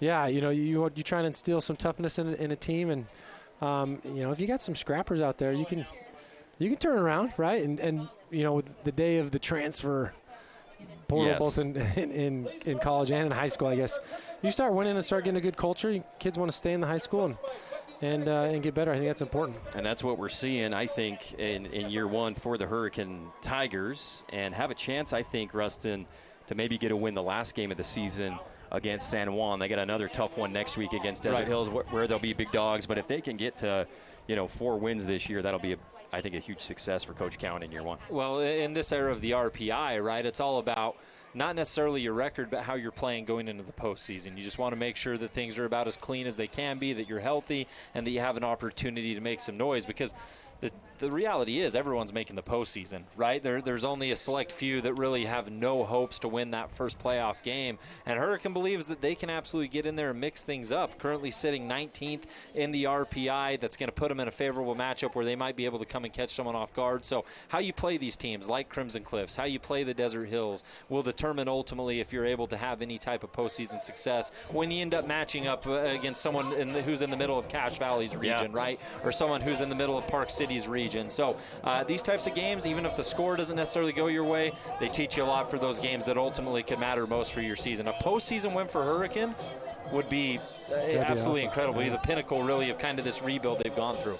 See how good he is? That was awesome. Yeah. He put on the head. He's trying to impress you. Baby. I don't know where that was in the first half. I don't know the RPI, though. The RPI is, I don't know, what are they measuring this garbage stuff? There's been teams that have been hosed, hasn't they? Oh, when you start having certain things that aren't wins and losses that are pretty clear cut, I think it can be a mess, but it doesn't matter what you do. It doesn't matter what you do. It matters what the opposition of the opposition and how many does. you score and stop them, and just, you never know. We love making fun of that stuff. Yeah. All right, let's talk about Crimson now. Yeah. You've been close to this program over the last few years. Yeah. We're obviously really impressed with what they do, and coming into this year, just a few starters back from last year. Right. A few seniors back, and they're on pace to win region again. Yeah, looking at the wall over there with all the banners, they got some more seniors again. I think Wayne's done a great job. They got a great culture. They love the community and serving. I really like that about what he's doing, building character in these guys. And it took them a few games to kind of figure out who they were, but I think now it looks like they're starting to click. Their quarterbacks, Ryder's slinging the ball pretty well. I think how many touchdown passes he got tonight? 4? 3? He's doing a really good job finding his targets, and they're pretty open. But you got McKay running. You got some really good athletes. Just keep feeding your athletes. What did you think on that last play of the offense where it looked like Malachi was going inside, Ryder was thinking he was going outside? It seems like that happens more and more in this era of football. I think a goal line fade, you have to outside release. And the corners know that, so they'll play heavy outside leverage. If you inside release with that corner outside leverage, you got to get back on top for that fade ball, because the quarterback doesn't know. It's timing. You're going to catch. You're going to catch the ball and let it go, because there's not a lot of time. They got that extra 12th defender with that back line, so you got to get it out quick. That's tough. Yeah. Unless the quarterback pulls back down and kind of rips it to him like a skinny post, but he's not thinking that. For those of you that have turned up the volume now that Paul Peterson's on the air, we appreciate it. Did they just see that? Did they just see that jet sweep? Are these plays going? Yeah, for our YouTube. I really like that. Get him on the edge. Malachi, he's fast now. When he opens up, he can cook. I think he ran a 10.500 last year, which is pretty fast, which is giving him a lot of attention. That'd be something that, as a college coach, you'd be looking at right away with that speed. So But that's a good play call. I like giving him the ball on the edge. And let's talk about theoretically another couple of guys besides Malachi, who I know has got visits to Utah State, BYU, and some of these other D1 programs. You know, theoretically, as a college kind of view of this, as potentially scouts looking at this team, tell us about what you think they're seeing from guys like McCord, Christiansen, a running back, a little undersized, and maybe McKay Wright too, a linebacker. See, I like both those kids because, as a college coach, when you're looking at kids, there's this element of toughness that's missing a little bit. You got guys that look pretty and can run. But you're missing that. Those two are tough football players. They love it. Both can lay the wood. They're both not slow. Yeah. McKay may be a little undersized, but you can get that at running back. He'll stick his nose in there, pick up protection, and really like it with the ball in his hands. I mean, definitely two kids that we're still at Utah Tech we'd be looking at. Yeah, absolutely. In fact, I like watching Saturdays because I see a bunch of the guys you recruited to this town out starring all around the country, now, right? Yeah, heck yeah. Quali Conley and some other ones. Quali's doing great at Arizona. We got, that's one thing about the college game that's messed up. We talked about the transfer portal earlier. Unless they figure out a way to keep kids at a university, Utah Tech's going to have a hard time. And regardless of who the head coach is, it doesn't matter. It's just tough, yeah. I mean, we lost 2 All-Americans. We lost a bunch of starters, and they're playing in some really big football games now, right? I was watching Hobart the other night, and I know Bo Sparks is at Texas State, too. It'd be nice to have those guys who are able to stick around. I was thinking about you, though. Yeah. Let's see, was it whenever Boston College put a whooping on Florida State? Yeah, Paul's probably watching this one. The Eagles are out there, man. They're doing a really good job. Bill O'Brien, again, putting a brand of football that I think fits Boston College. You're going to get some tough Midwest kids, and they always do a really good job getting an offensive line. You got to be able to run the ball. So they're keeping it close, winning, 21-17, 17-14 games. Yeah. That's BC football right there. So, what do you think about Utah and BYU? Well, how fun is that, right? It's gonna be awesome. Yeah. Yeah. Well, how about that matchup coming up in November? That'll be super fun. They're playing really good teams now, and in the past when they're in the Mountain West, they're playing 2 or 3 teams like that. Their whole schedule's packed full of really good teams. Yeah. And they're competing. It just shows those guys are both really good coaches. Obviously, Witt is a legend, and I think Kalani's got the right staff up there to get a ton of wins at BYU. So, if BYU doesn't win the national championship, every BYU fan in Utah is going to be upset. But keeping it realistic, I think they've done a really good job so far. We're bringing in an old friend, Carrick Segmiller, here with you, Coach. Well, I couldn't pass up the opportunity to get back on the mic with this guy. Yeah, it's been, can you believe it? It's been like 5 years. Dude, it's gone by 5 years. You snap your fingers, it's gone by that quick. I know we're talking football, but we all know how big of a fisherman you are, too. So recap the most recent fishing trip. You don't have to say where, because they're probably secret. I really enjoyed biggest fishing. Fish you've caught, let's say, this summer. You know what? I caught probably maybe a 7-pound trout out of Kolob, a tiger trout. Very nice. Yeah. So I can fish anywhere. There's a puddle and a fish in it, I'll catch it. I love it. Love it. Hey, it's good to have you back up here in the booth talking some football.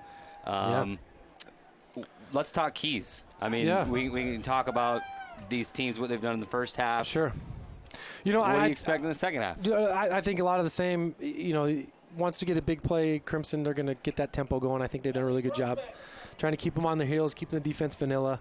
I think they just got too many weapons for Hurricane to catch up, being 28 down. Yeah. And I think Hurricane wants to get in this. They got to spread it out. They got to get maybe open up their play action game a little bit on first down to take some shots down the field. But you're not going to score trying to pound the ball on these guys right now. That's for sure.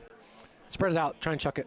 Great to hear. I'm sure our listeners, Paul Peterson, joining us for the InfoWest Halftime Show, breaking down the action. Love having you on, Coach, and it's always great to see you, man. You guys are great. It's fantastic. I love football. We're going to take a quick break. We'll be back with more right after this on your Ideal Home and Paint Game of the Night. InfoWest, the Internet people, are proud to be your local Internet provider. Being local means supporting our community. As InfoWest celebrates 30 years of business, we want to introduce you to one of our friends. Hi, I'm Kylie Field from the Women's Business Center of Utah, and I'm excited to invite you to our 6th annual Exploring Possibilities Conference. Join us on September 5th from 4 to 8 p.m. at the Courtyard by Marriott in Cedar City.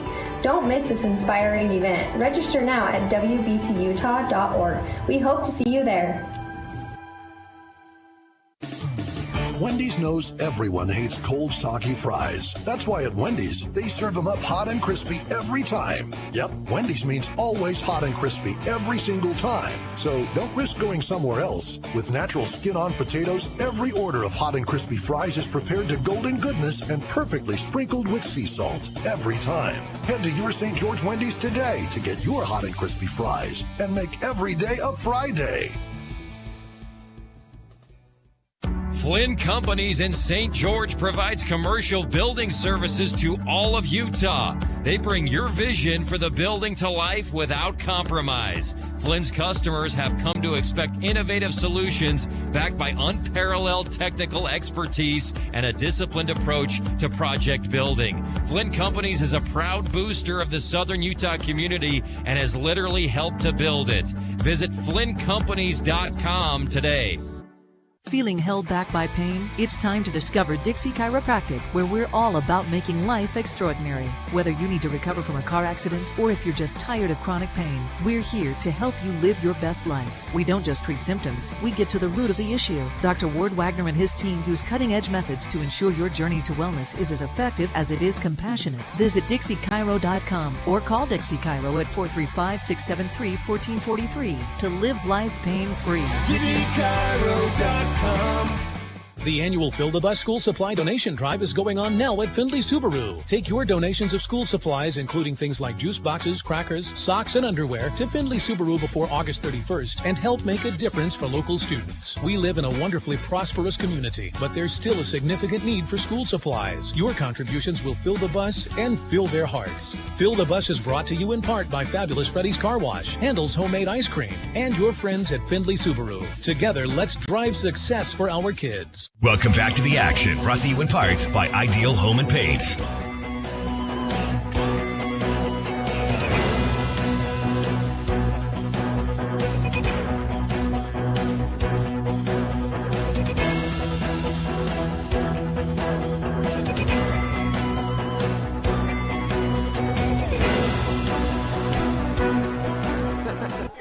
Welcome back. Crimson Cliffs High School and the Mustangs rolling on senior night in a 28-0 ball game. It's been all Crimson early and often, scored on their first handful of drives and have not looked back since. You're listening to the InfoWest Halftime Show, brought to you by InfoWest, the internet people for the fastest internet in Southern Utah. Go to InfoWest.com. Rustin Burnside, Andy Thompson, Paul Peterson with us, I think, the remainder of the night. Let's you go. hang out with us for as long as you like. I got to go find my wife. She's all where right. I'm at. At some point. We'll keep you as long as we can have you. Heck yeah. And, well, in this game, let's quickly get into the Wilkinson's scoring summary and kind of the ways in which this game's unfurled. Ultimately, it all started early on. A Malachi Lofopo, a little jet touch pass there, which, I mean, when you're looking at that, Paul, like, I like it. Is that one of the best passing touchdown statistics for a quarterback that you can possibly have, right? Easy peasy. That you know, the reason why you throw that, that mesh coming full speed can get tricky sometimes. And so you get that little pass, and if you kind of muff that catch, it's an incomplete pass. So that kind of helps that way. I think that's the reason why they do it. But get him on the edge that way. Use his speed. I think you got to find any way you can to get that boy the ball. They've done a really good job this year of adding some new screens to their attack, and I think just getting the ball in his hands, you know, everybody knows about him, right? So if you're a guy on Hurricanes defense, you're going to be keep an eye on him, and you kind of get a little scared on your heels, keep feeding that guy the ball. Yeah, and then Crimson Cliff's next score would come in the form of a 3rd and 13. Sherritt dropping back and leaking through the coverage was Jackson Holt. It's a 20-yard touchdown pass there. Little corner route, yeah. About as good as you can place it, right, and about as well as you can run it. Yeah, there's no one there. He's been very accurate tonight. I've been impressed with him tonight, the way he's been throwing the football. And Jackson had a fun little season, man. He's a tough sucker. He doesn't want to go down. He gets some a good rack, good run after catch.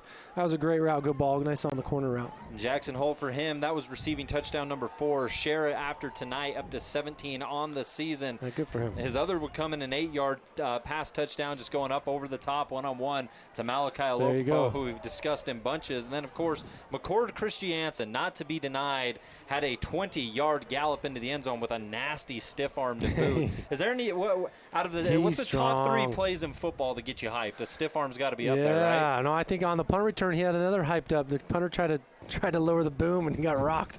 I didn't think he was good for that punter though, right? Yeah, I didn't think he was gonna, good for the punter, I guess. I didn't think he was going to get up.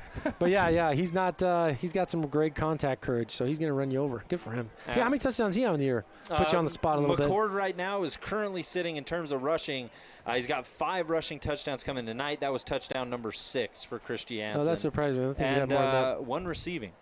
Yeah. Now, those are based on unofficial statistics via our friend from Max Preps, but I believe they're pretty well up to date. I don't trust him. You never know. Deseret News will tell you one thing. Max Preps will tell you another. So that's our job. Is just ask to the coaches. Pretend like we know. They'll give an extra yard or 2 there, too, so that's good. Absolutely. So we got 1 minute, 53 seconds here before we get rolling into the third quarter, and we do have some statistics that we can actually look at right now. First downs, guys. Crimson Cliffs 11, Hurricane 2. The Mustangs been winning that battle pretty handily, and it's kind of shown in time of possession. What's impressed me about is they've seen a lot of third downs, They've got 2 fourth-down conversions, correct? And fourth downs. Yeah, I mean, that's tough for a D. You got to get off the field, Yeah. Average rushes, average yards per rush right now. Crimson picking up about 6.7 yards per carry. That's awesome. Hurricane 1.2 rushing touchdowns right now. We know we got 2 in favor of Crimson. And then also, guys, right now looking at yards gained, 95 ground yards for the Mustangs, 21 for the Tigers, who are a very run-heavy operation. And right now that Crimson Cliffs defensive front, they're just simply not allowing anything. Yeah, they're not creating any separation up there on the front lines there. You got to be able to move that front line, and those linebackers are filling fast. So it's tough sledding when you're trying to run the ball that way. Like I said, I think they need to do some first down play action misdirection like they have. I think that'd be a good idea, but they got to start taking some shots. And to this game right now, it's a 200-yard difference. Crimson Cliffs, 229 yards. Hurricane, 29 total yards offensively, which we talked about it. Hurricane coming into tonight is averaging over 30 points per game. Yeah, wow, 32.6. Like, this has been a scoring unit throughout the year. They've just currently ran into the buzzsaw that is the Crimson Cliffs Mustangs. How big were those first 2 games of the year that the Crimson Cliffs went down on to really just kind of teach you and get you in the right mood for region? You're making adjustments. New guys are in. You're playing big boys with lots of speed, and now the Mustangs look as polished as they ever have. Yeah, it's fun, especially at this age, to see how good they get, how quick that happens, to see the senior leadership step up, and I think that's a critical part of it. Seeing where you fit both offense and defensively, it's fun. I've been impressed the way they've handled themselves this game as compared to the first games, like you said. Absolutely. McKay Wright leading this Mustang defense in total tackles as we're all set up for the second half here at CCHS. 28-0. Put another 12 up on your Nets on Fire clock. The Mustangs will send it away to Hurricane. And the Tigers, who have had a couple drives here and there that have resulted in a couple first downs, ultimately stalled. They're going to run this little reverse they like to on special teams. Near side, Mick Roberts beats his man. They lose, contain, and Mick Roberts looks like he's going to house this one. 10-5, cuts inside, and he's across the goal line. The Tigers are on the board, courtesy of special teams. Wow, I think that's the second time they've run it tonight. I don't know how many times they've run it this year. We saw it against Dixie, Rustin, him do that exact same thing, take it for pay dirt on this reverse. Stay in your lanes. Man. Your outside contain guys got to force everything back inside to his help. I missed that part, but I'm figuring that's what happened. He got to the edge there. But stay in your lane. Misdirection, that's fine. They'll come back to you. You can't chase the ball. And it's just Mick Roberts with that speed. We haven't seen it a lot tonight because the defense hasn't allowed it to be so, but special teams, a totally different unit.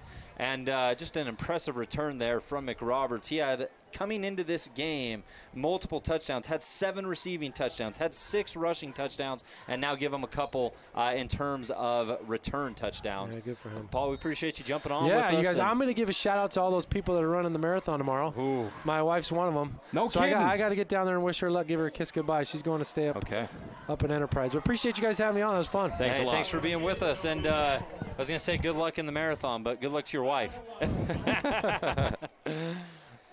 Back at it here. We'll take a quick break after the extra point. 20 28-6. Extra point was blocked. We were saying farewell to Paul there. Appreciate him jumping on with us.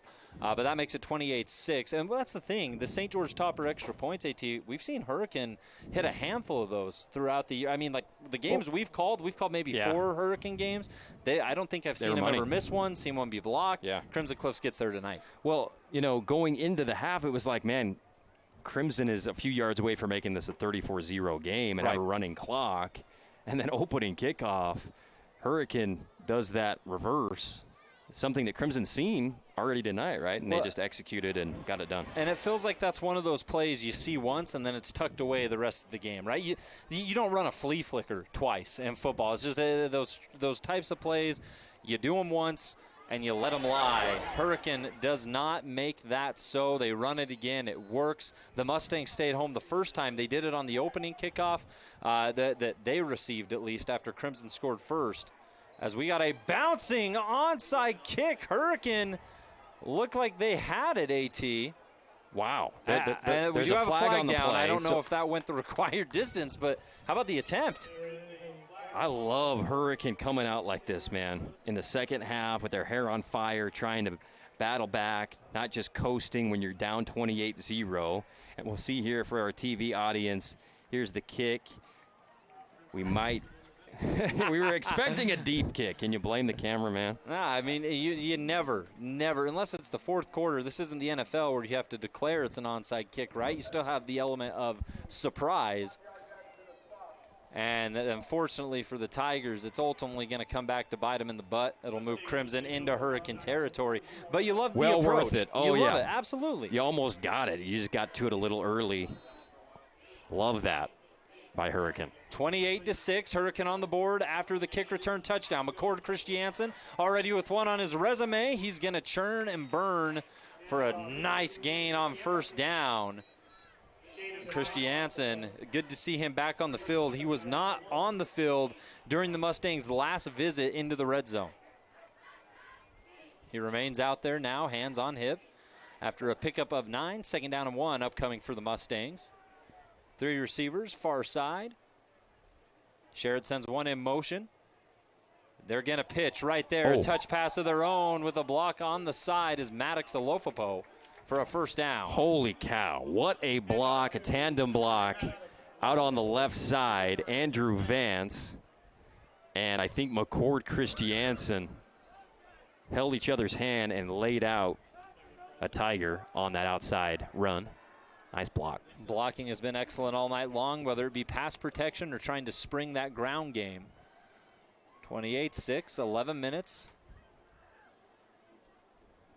Sherritt comfortable back there in the gun. He'll operate on a 2-step drop. Looking right side into double coverage, and that ball nearly hauled in. That's a couple times he's done that tonight where there's 2-3 Tigers in the vicinity, and you hold your breath for a split second. It ends up incomplete, harmless ultimately, but he also put that ball right in the area where his playmaker could maybe try to come down with it. Absolutely. And Drew Larson, the Hurricane safety, almost made a play on it as well.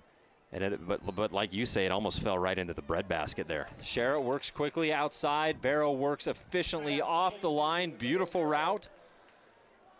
And the Mustangs will march forward, bringing up and it will be a first down. They give it to him. And Crimson Cliffs now officially in the red zone with a 28-6 lead. The Mustangs, this is their first drive of the second half. And they're trying to make it count. They stalled out last time, right before the half. McCord, Christiansen in the middle. No one's home, and McCord Christiansen high steps into the end zone untouched. A 19-yard burst to freedom. That's been his money play all night, right up the middle. He gets going so fast. Good blocking once again by Crimson Cliffs.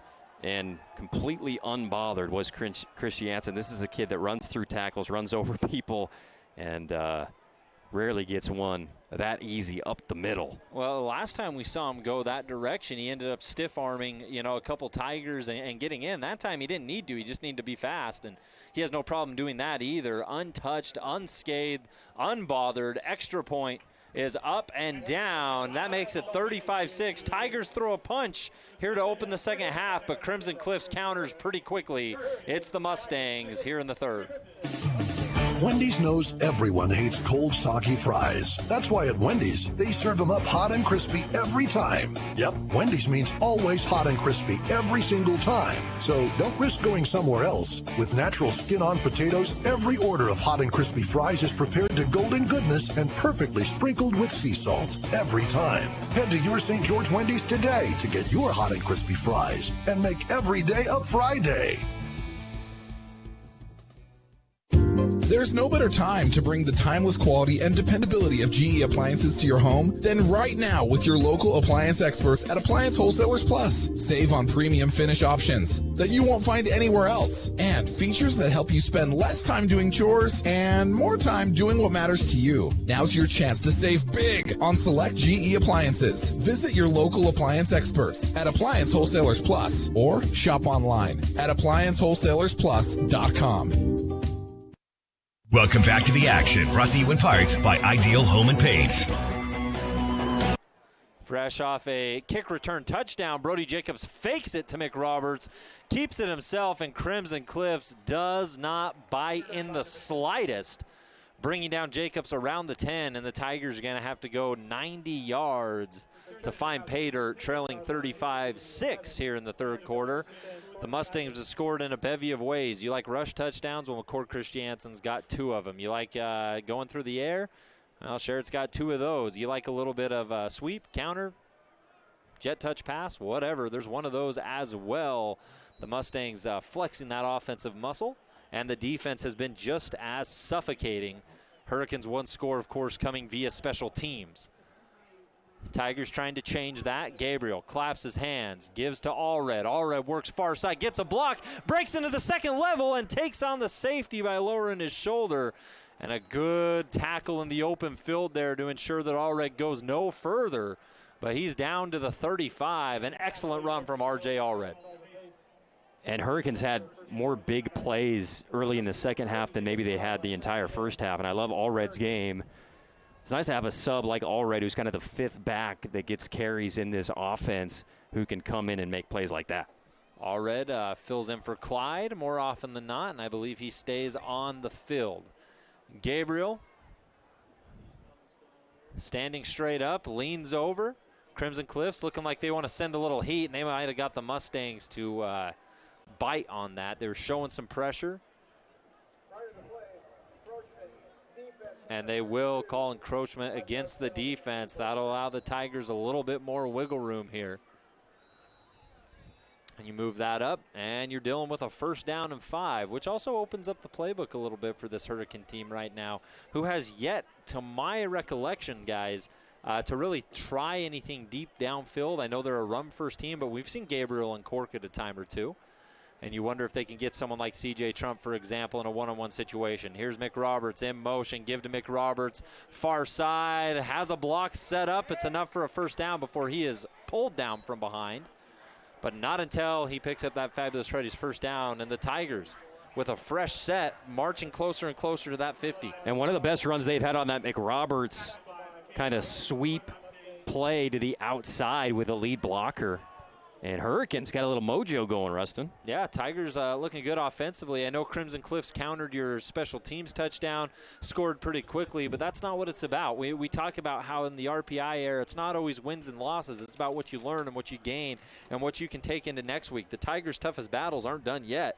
Once they're done with this Crimson Cliffs game, so they're trying to learn and grow. Here's Gabriel, QB keeper. He decides to call his own number, and it seems to be the right call as Gabriel squirrels forward for another 1st down for Hurricane.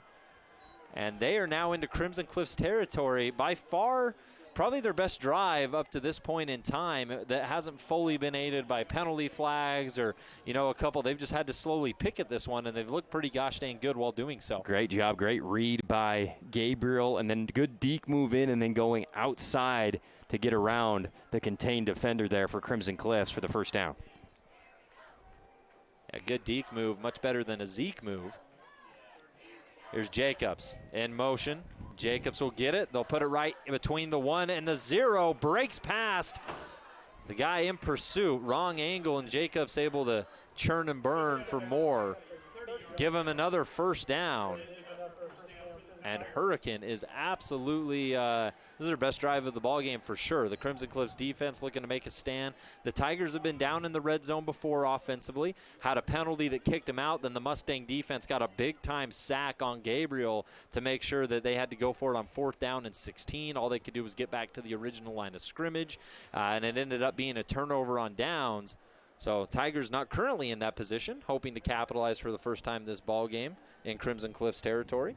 That was a really good block on that previous play by Allred to help Jacobs get around that edge on a big defensive end. Allred still in the game. They're going to send Mick Roberts. Instead, give to Jacobs. Jacobs dives up the middle, and the Mustangs stay home. More particularly, Max Griffiths stays home. And he'll bring down Jacobs after maybe a gain of 1. Great job by Griffiths, his older brother helping coach this year, the linebackers. And Max has had a tremendous season.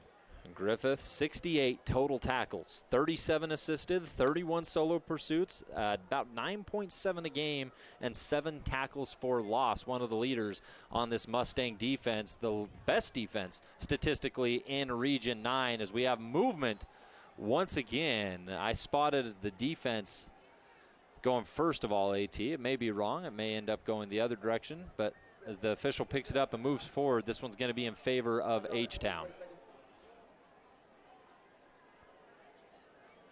Makes it 2nd down and 5. 2nd down and 4, 2nd down and 5, something along those lines. As Gabriel up to the plate, running back flanking him to his left. Watch the wing in Jacobs, fakes the pass, pulls it back down, and then releases the pass outside. Has his man, in which I believe is Mick Roberts, for another Hurricane first down. Yeah, that was a tough play because he didn't have a great grasp of the ball after the fake to the running back. Still able to grab the ball probably without the laces and fling it outside to McRoberts for a fabulous Freddy's first down. Yeah, releasing that football as soon as you finished a pump fake is it's difficult. It's difficult. Everybody's played backyard quarterback before. Everybody's tried to sling it and press their girlfriend out on their lawn, and you realize that if you don't got full grip of that football, it can be a difficult throw to make. 6:50 on the clock. Clock continues to move. 1st down and 10, officially inside the Flynn Roofing red zone. Here's Gabriel, QB keeper. He scored on this last week against Snow Canyon. Shakes, bakes, tries to get to the outside, and the Mustangs clean it up. It's a nice pickup for sure from Gabriel, but a flag flies late. Some extracurricular activities going down on that Hurricane sideline. He was taking on all comers. He was like Jackie Chan out there, that play. But then it just kept going into the sideline, and we'll see what the call is here.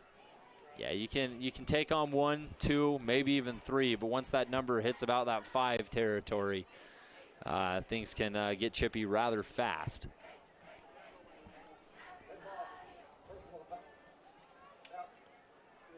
And they're going to call this on the defense for Crimson Cliffs. Move Hurricane forward, 1st down and goal for this team. And an opportunity to cut into what is a 35-6 lead.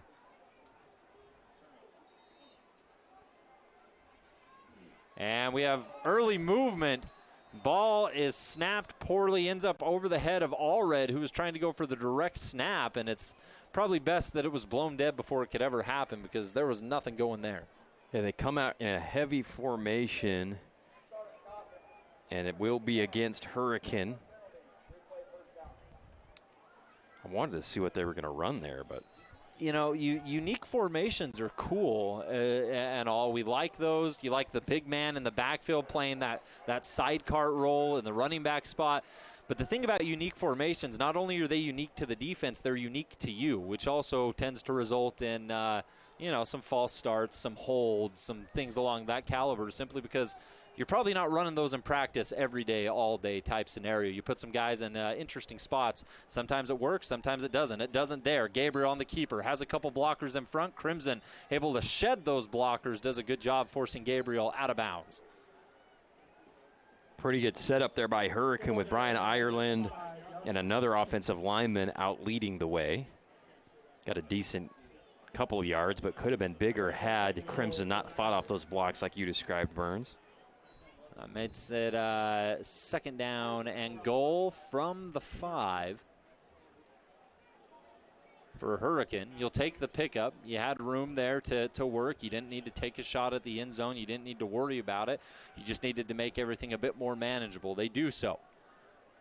Gabriel steps up, all red to his right. You got Trump one-on-one on the side nearest to us. He's got a couple receiving touchdowns on the year. Man in motion. Gabriel wants to throw. Outside, Jacobs.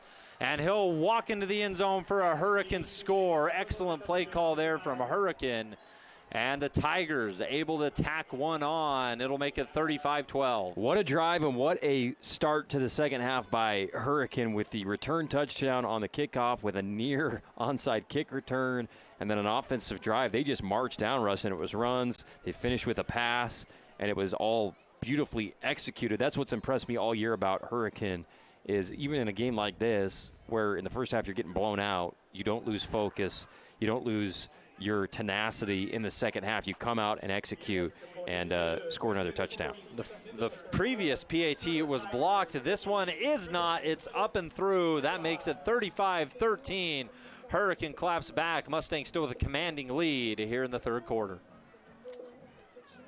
Feeling held back by pain? It's time to discover Dixie Chiropractic, where we're all about making life extraordinary. Whether you need to recover from a car accident or if you're just tired of chronic pain, we're here to help you live your best life. We don't just treat symptoms, we get to the root of the issue. Dr. Ward Wagner and his team use cutting-edge methods to ensure your journey to wellness is as effective as it is compassionate. Visit DixieChiro.com or call Dixie Chiro at 435-673-1443 to live life pain-free. DixieChiro.com.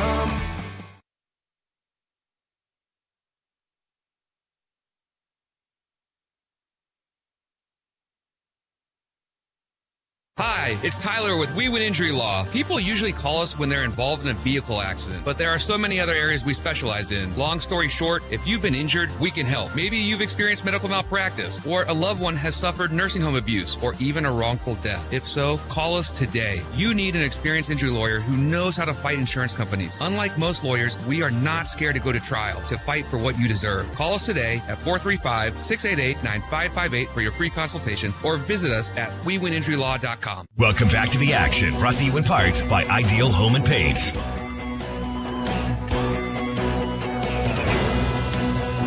Ensuing kickoff for Hurricane after the Brody Jacobs catch and score will put the Mustangs starting right around the, we're going to give them the 31 here, headed the other direction. Sherritt back out there, stretches those arms, does that little circle warm up. And turns around, gives it to the back. McCord trying to wait for something to open up is met immediately. Good push there from one Tiger in particular. I think that was Weinegar, but I'm trying to get an official number, AT. Did you see by chance? No. Not me neither. Second down and 10 after the no gainer for Crimson Cliffs. Sherritt trots back out there, two receivers closest to us. Looks like you have maybe one-on-one coverage if you want it. No safety help. They do. Slinging one out on a quick out pass. It's Holt. Holt breaks a tackle, spins away, and pushed forward into that second level. He's across the 50 and into enemy territory. An excellent little route ran. A great find from Sherritt, and Holt does the rest on the yards after catch. And we'll see here on the replay. Love watching Jackson Holt. Usually it's hard for the first guy to bring that guy down. You know what I'm saying, Russ? And that's what Paul Peterson was telling us at halftime he likes about Holt's game as well. Carry up the middle. The offensive line doing some dirty work. Look at the Mustangs, big fellas, pushing the ball carrier forward. I don't believe that was Christiansen, and it was not. That is number 23 into the ball game. Yeah, Eric Davis. Eric Davis on the carry. The offensive line made sure that Davis got a free ride. Davis back on it. He burst through, and he is swung down to the turf rather handily, but it wasn't before he had a first down and then some for Davis, who has came in and shown an immediate burst of speed. I like seeing these young guys. You know, Hurricane's got a bunch of young guys, and it's kind of the story with Hurricane when you talk about them. They always bring up the younger levels this year who were kicking butt, so Hurricane fans very excited about this young group, varsity, and the years to come as well. Play blown dead before it can ever go down. False start, offense Number 52 is the call from the official. And Crimson Cliffs will back up the Brinks truck just a little bit there and reset. First down and 15 on the way for the Stang gang. A couple new faces in the game. We talk about Davis. As you have on the side closest to us, looking his direction. High pass and a beautiful grab. Did he get his feet down? He did. Excellent catch from Britton Phillips. What a snag. He just checked into the ball game and he made a grab. Yeah, I'm loving this preview of the young talent. Wow, he went up into the sky like he was Malachi on that one. Crimson Cliffs going back to what they were doing in the first quarter. Hurrying up, running, not letting this Tiger defense get set. We saw Hurricane with an excellent offensive drive, their previous one, and now the Mustangs echoing that themselves, marching down the field. Uncontested up to this point. They had that first play where McCord was kind of stuffed right at the line of scrimmage, and since then they have been cruising. Here's Christiansen back at it, spins off one Tiger, runs over another, and Christiansen just a pure refusal to go down. I know it doesn't result in a ton of yardage, but you see pure strength there, and that's something that teams look at and say, I don't know if I want to tackle that guy next time out. Man, and credit Carter Wardle on the edge who put his head in there. He took a huge Pro Auto Care collision, once again, courtesy of McCord Christiansen. Here's Sherritt looking to his right where he's got three receivers. Steps back, rolling to his right, under pressure. Sidesteps a defender. He's coming back to his left. Multiple flags fly. Sherritt's going to try to get it inside the 5. He'll slide down at the 6. And you have a feeling when the quarterback escapes the pocket and tries to make a little magic happen and you see those flags fly, you probably had a lineman caught in an uncomfortable position, resulting in a hold. We'll wait official word, but I would imagine that seems to be the case. Yeah, it looked like Hurricane did a good job covering up his first read, which was a slant from the inside slot receiver. And he did a good job keeping patience, but we saw his speed there at the end, running around. But looks like it will be a hands to the face against Crimson Cliffs. It's tough. Sherritt was out there moving around, did a good job escaping pressure and turning it into a positive play before the penalty. Instead, we got a second down and long here for the Mustangs. Sherritt drops back, wants his man, and that's Barrow making the grab. He has been excellent tonight, hauling in another one inside the 10. They get that yardage back and then some. Boom, right on the money. Good delivery by Sherritt. In decent coverage. I mean, Barrow had to run a really good route, timed perfectly, and put it on the sideline for a nice catch. Crimson Cliffs with a big-time personnel shift. You got multiple linemen out there all trying to find the right spot. They'll send one of them in motion. Here's a direct snap. McCord Christiansen behind about 4 big guys, and that worked. Christiansen into the end zone. He's fist pumping. Just have one Tiger to put down before he stumbled in for 6. You bring out the big boys, they get the job done, and the Mustangs keep on rolling. Wow, that was cool. It was like there was 2 offensive lines. We see here on the replay, he's got about 9 blockers, big guys in there blocking for him. Power football. I hope we see that again down the road for Crimson. Oh, man, that's one of those looks where as a defense, you're just like, I don't know what to do. You know, you kind of put your hands up and say there's about 10 dudes who are my size or bigger pushing and knocking on the door, and I can't get around him. It works. Christiansen give him another rushing score. He's up to 3. Extra points through 42-13. Crimson scores with 3:25 in the third. It's all Mustangs. Big news, St. George. Appliance Wholesalers Plus just got even better. You already know them for their unbeatable prices on GE and Samsung home appliances. But now, AWP is proud to offer the full lineup of LG appliances, too. That's right. Whether it's the reliability of GE, the innovation of Samsung, or the style and performance of LG, Appliance Wholesalers Plus has it all. And because they're locally owned and operated with lower overhead, they can sell for less. But here's the best part. The same friendly folks you buy your appliances from will also service them. That's real local service you can trust. So whether you're upgrading your kitchen or outfitting your laundry room, make Appliance Wholesalers Plus your go-to for all your home appliance needs. Visit ApplianceWholesalerPlus.net or give them a call at 435-673 $15.99 to learn more. Appliance Wholesalers Plus. Better prices, better service, and always local. Rustin. Bring it out. We're going to give these guys a plug, by the way. Donut Envy. These are phenomenal. Back at Crimson Cliffs High School, and it is the Mustangs being, fantastic, like they've been all throughout the night. AT, what'd you see there? Saw a heck of a play, but I'm looking down the barrel of this Donut Envy. The Crimson Cliffs press box is being very generous tonight. And I'm going hog wild, buddy. You better start talking. Well, I can't now because I just popped one in as well. Here come the Tigers, 42-13. Long field to work with. They got 90 yards to go. Gabriel claps his hands, gets that football, fakes. Nope, does give to Allred, and then turns around and fakes a little jump pass as Allred pushes forward. Picks up about 5 yards on the play.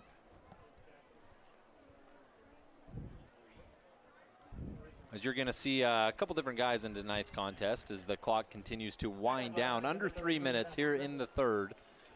Crimson Cliffs trying to get some other players' looks here and there, trying to figure out how deep they truly run as Hurricane tries to fight back in this ball game. Gabriel, 2nd down and 4. Allred to his right. This time he'll keep it himself. Spin. Wow. 2 back-to-back spins for Gabriel as he tumbles forward right around the marker. And AT, that spin move for Dylan Gabriel, every game we've called this year of Hurricane, he breaks that out on special occasions, and it works, man. And back-to-back just like that in traffic, and got the fabulous Freddie's first down. Nice play. You see it right here on our replay, Sports Radio 977.com. Good old YouTube is where you can witness this. And if you're listening on ESPN 97.7, this is your ideal home and paint game of the week. Appreciate you locking us in, loading us up on what is a beautiful Friday night for Region 9 football. It's my favorite part of the year, AT, where it gets darker a little bit sooner, and it just fits with Friday Night Lights. Here we go. Fresh set of downs. Mick Roberts in motion. Nothing there. Mick Roberts going to block as Gabriel tries to kick outside. He'll run past right for a yard before being forced out of bounds, bringing up 2nd down and 9.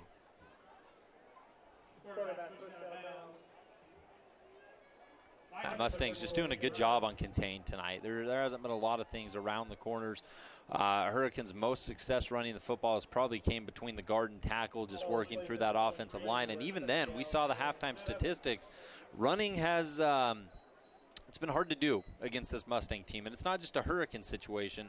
Running against this Mustang defense has been something that a lot of teams have struggled to do. It's made them be very pass-heavy, and the Mustang secondary has been able to take care of the rest. Thus, that's why they're on a 5-game win streak right now.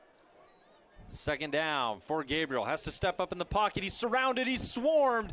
And he's going to be torn down. Now he'll stay standing, but they got to blow the play dead as there's 1, 2, 3 Mustangs there, and a flag flies late. The official will talk to Gabriel, put his hand around him. I'm not sure what we're going to see go down here. Gabriel was wrapped up by about 4 Mustangs. I think Jet Cowden was in there as one of those Mustangs, Rustin, as we look at the replay. And they're going to say no foul. There was a little push there at the end by Hurricane, by an offensive lineman who's just like, the whistle's been blown, get off my quarterback. I'm glad they picked that flag up. Well, you pick the flag up, but what you still have with you, AT, is valuable life lessons. 42-13, 1:19 over on your Nets on Fire clock. That's the whole point of this, activity, right? Yeah. You just want to learn what's okay and what's not, and learn from your mistakes and grow, and that's what we witnessed right here. Tigers a 3rd and long on the way, and a 3rd and long might get 3rd and longer. I don't know, what do we have going on here? Timeout, flag? I couldn't see what actually went down, AT. Yeah, well, we had a late sub, there by Crimson, but I'm not sure what the dead ball is. Oh. Yeah, he's headed hopefully everything's okay there. You have a player rush off the field. They lost about 5 yards of width on the play. Yeah. They just moved the ball from the left hash to the middle. Maybe they just spotted it wrong. Players leaving it all out there. All smiles on his way up after visiting the trash can for a moment, releasing some of that bad energy. And here come the Tigers. It's Gabriel getting to the outside, gets past the original line of scrimmage. And we'll see what Hurricane decides they want to dial up from here on out. 42-13 game, 37 here in the third.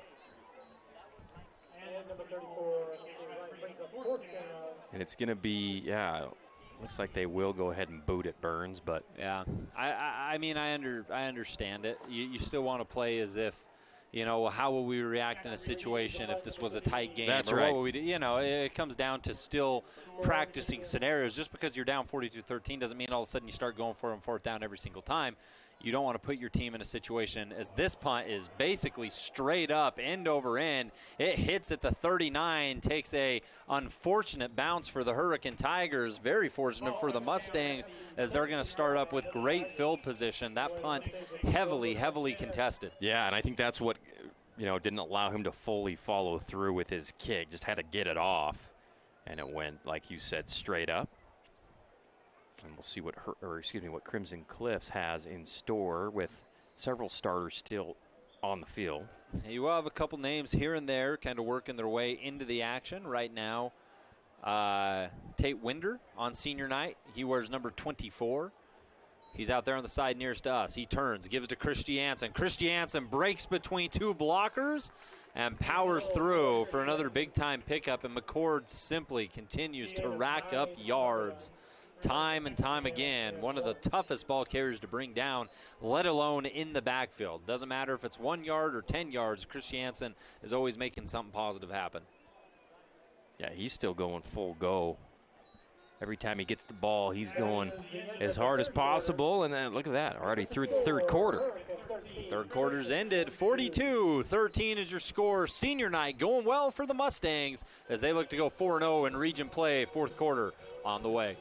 Big news, St. George. Appliance Wholesalers Plus just got even better. You already know them for their unbeatable prices on GE and Samsung home appliances. But now, AWP is proud to offer the full lineup of LG appliances, too. That's right. Whether it's the reliability of GE, the innovation of Samsung, or the style and performance of LG, Appliance Wholesalers Plus has it all. And because they're locally owned and operated with lower overhead, they can sell for less. But here's the best part. The same friendly folks you buy your appliances from will also service them. That's real local service you can trust. So whether you're upgrading your kitchen or outfitting your laundry room, make Appliance Wholesalers Plus your go-to for all your home appliance needs. Visit ApplianceWholesalersPlus.net or give them a call at 435-673-1599 to learn more. Appliance Wholesalers Plus. Better prices, better service, and always local.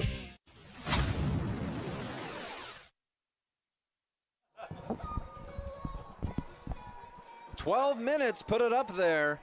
That's what we got remaining in this ball game. The Mustangs and Ryder share it. 3 touchdowns tonight. They say good things come in 3. 3 rushing for Christiansen, 3 tossing for Sherritt. Sherritt keeps it on the ground and tumbles forward to the 20-yard line. What was a 2nd and 1 is a first down and then some for the Stang Gang. Is that still cool to say, AT? Can you still say Stang Gang? That sounds cool. Of course. Kids move past that? No. I think that is the official hashtag of Crimson Cliffs. And it is still cool. Good. Even though if the kids start hearing us say it, that might change. Give, end around, working off some blockers. This is Jackson Holt. Holt cuts back inside, and he's drove down at the 1. A flag flies in the middle of the field as Holt shaked and baked and spun and whirled, whatever you want there. It was an excellent piece of running there from Jackson Holt. We'll wait on the flag. Man, I love giving it to him on a fly sweep opportunity like that just because of his navigability of the field and ability to move around and not get tagged by the defense. He is so agile and escapes so much. I love that play. And it's going to come back on the Mustangs, much to the dismay of the home faithful here. But Case and Black, by the way, also doing an Excellent piece of blocking up front. They kind of threw him out there as the fullback, and he didn't disappoint. Either way, back it back up. Ball right now about the 21-yard line for the Mustangs. They were in the red zone, out of the red zone. Here comes Sherritt. Rolls to his left.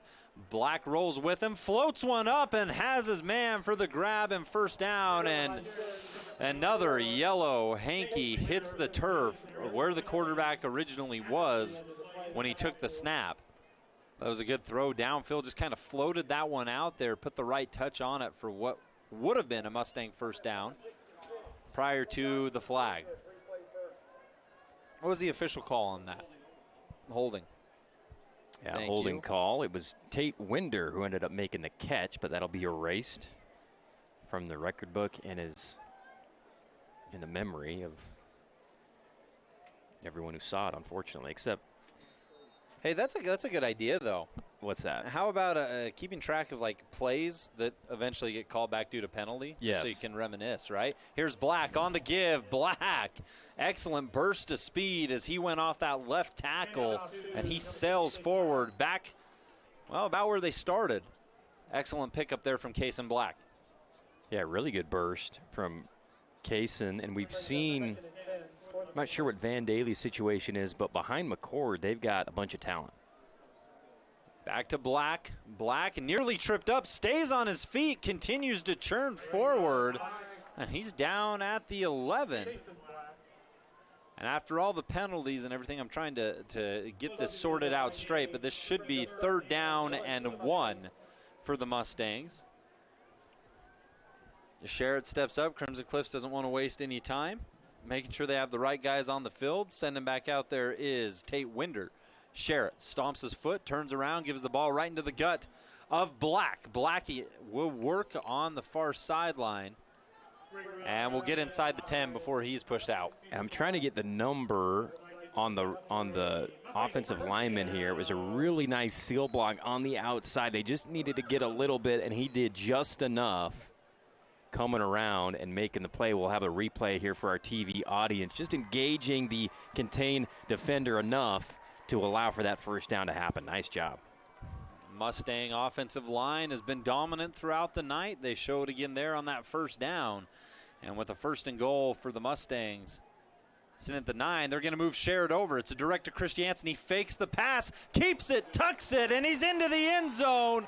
He was never going to throw that football, but he sold it well. As soon as 2 Tigers were from the side, he tucked it, ran, and he's in. Now we do have a flag. These officials have gotten pretty good at throwing them in sneaky spots, but there's another one down. We'll see. They're talking to Coach Stokes. And it was an illegal formation by Crimson. They had a guy who wasn't off the line, so it's going to take back a fun play and a touchdown for Crimson Cliffs. See, this one goes in the new database that you're starting, AT. Yeah, there should be. All the plays that could have been. We should be remembering some of these, right? They're pretty good plays. You can make a YouTube, compilation of everything. Throughout all levels. Like the kid's grandma should be able to access that play, even if it's not in the box score, to send to her friends. Absolutely. Sherritt. He's going to be under pressure, coming in hot and heavy. Flag goes down. That sack was all helmet there. Titan right burst through, and it looks like, another one. It was a great pressure. Sherritt had nowhere to go. Hurricane was able to get into the backfield, something they've kind of struggled to do tonight, and it was just on the takedown. Sherritt squirmed, tried to get out of it, and as right slipped down, he ends up grabbing that helmet and ripping him. That's a scary tackle to see. Just a byproduct of momentum and the way things were being carried, but that's going to set Crimson Cliffs up favorably here with 8:43 on the clock here in the 4th quarter. It's 42-13.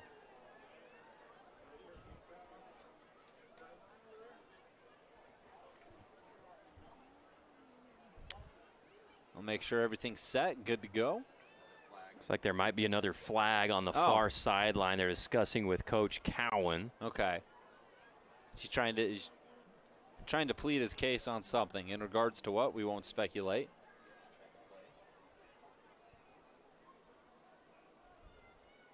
As Crimson will work in a couple more substitutions during the delay. After the play, unsportsmanlike conduct, Hurricane, half the distance to They're going to get Hurricane on an unsportsmanlike. And now what was attainable is much more attainable. The Mustangs sitting pretty here. You still got Sherritt, you got Christiansen, Holtz out there. Malachi Alofapo checking in. Holt in motion. They give to Christiansen and bring it right on back. A touchdown taken away by penalty has been regained by McCord, his 4th rushing score of the night.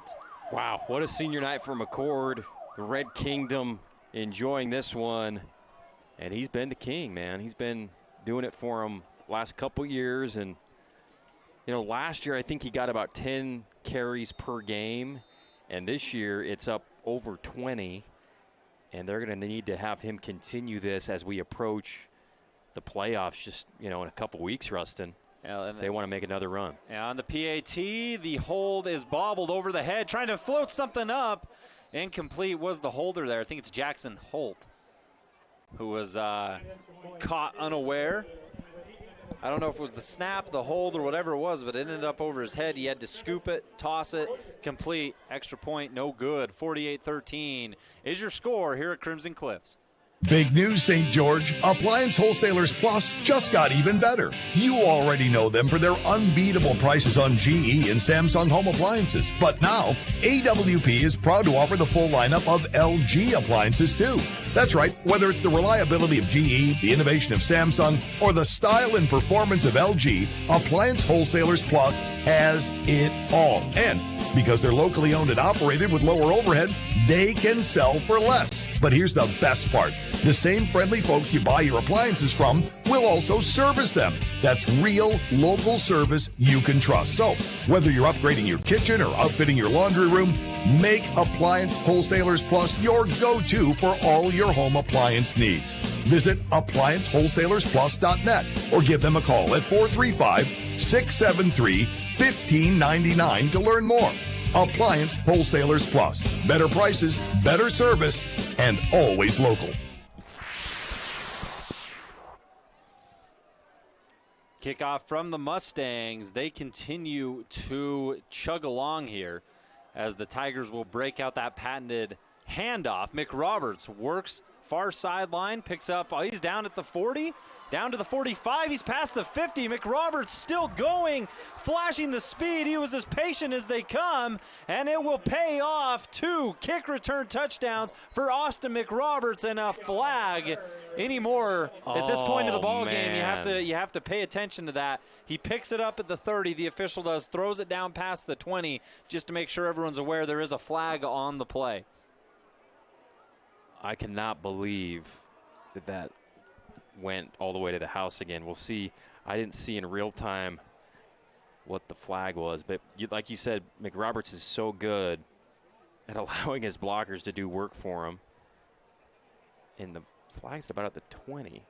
Oh, is that it? I think unnecessary they're roughness, right? Yeah, well, the play was pretty much at this point, McRoberts had broken into the clear. There was no one around. It was going to be a touchdown. Hurricane comes back inside to deliver a nasty block on the sideline. It was a big hit, and that's ultimately what the official's going to do is stop it dead at the spot of the foul. So a McRoberts touchdown. And we're going to watch the replay again for our TV audience to see the block that comes at about the 20. Oh, and they're going to say it was after the touchdown. Carrick, is that what they said?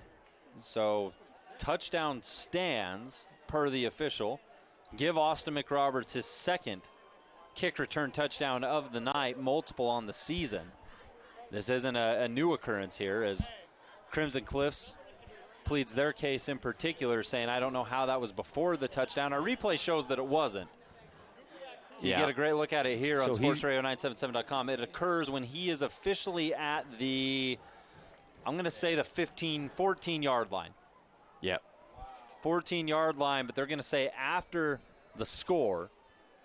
Makes it 48-19. The extra point here off the foot of Dom Olakarn will determine whether this is 48-19 or 48-20. and make it 48-20. So the Tigers fight back a little bit here. 8:06 in the fourth.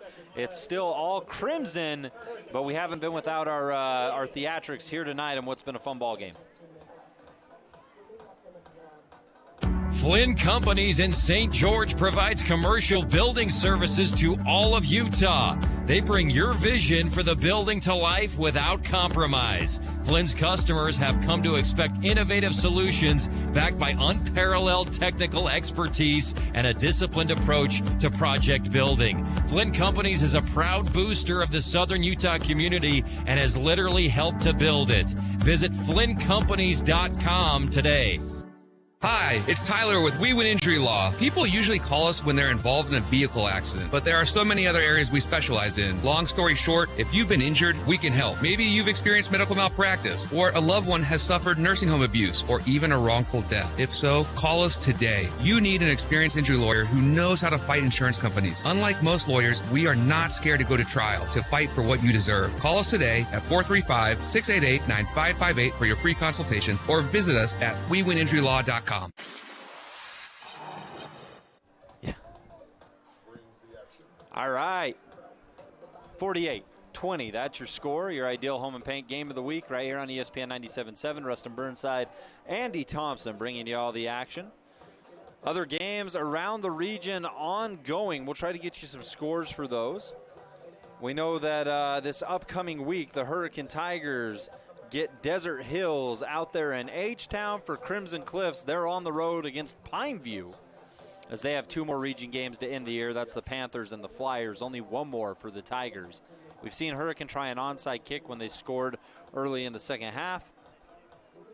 Crimson Cliffs likely aware and ready for something like that if it were to occur. And it will not. It'll be a short kick. It'll take a bounce at the 35, and it'll be dove on top of and recovered right around the 32 by Crimson Cliffs, and that's where they'll start things out. Some score updates right now brought to you by Hearst Ace Hardware. Last we saw, looks like Dixie was on top of Cedar 21-14. Flyers leading the Reds up in Iron County.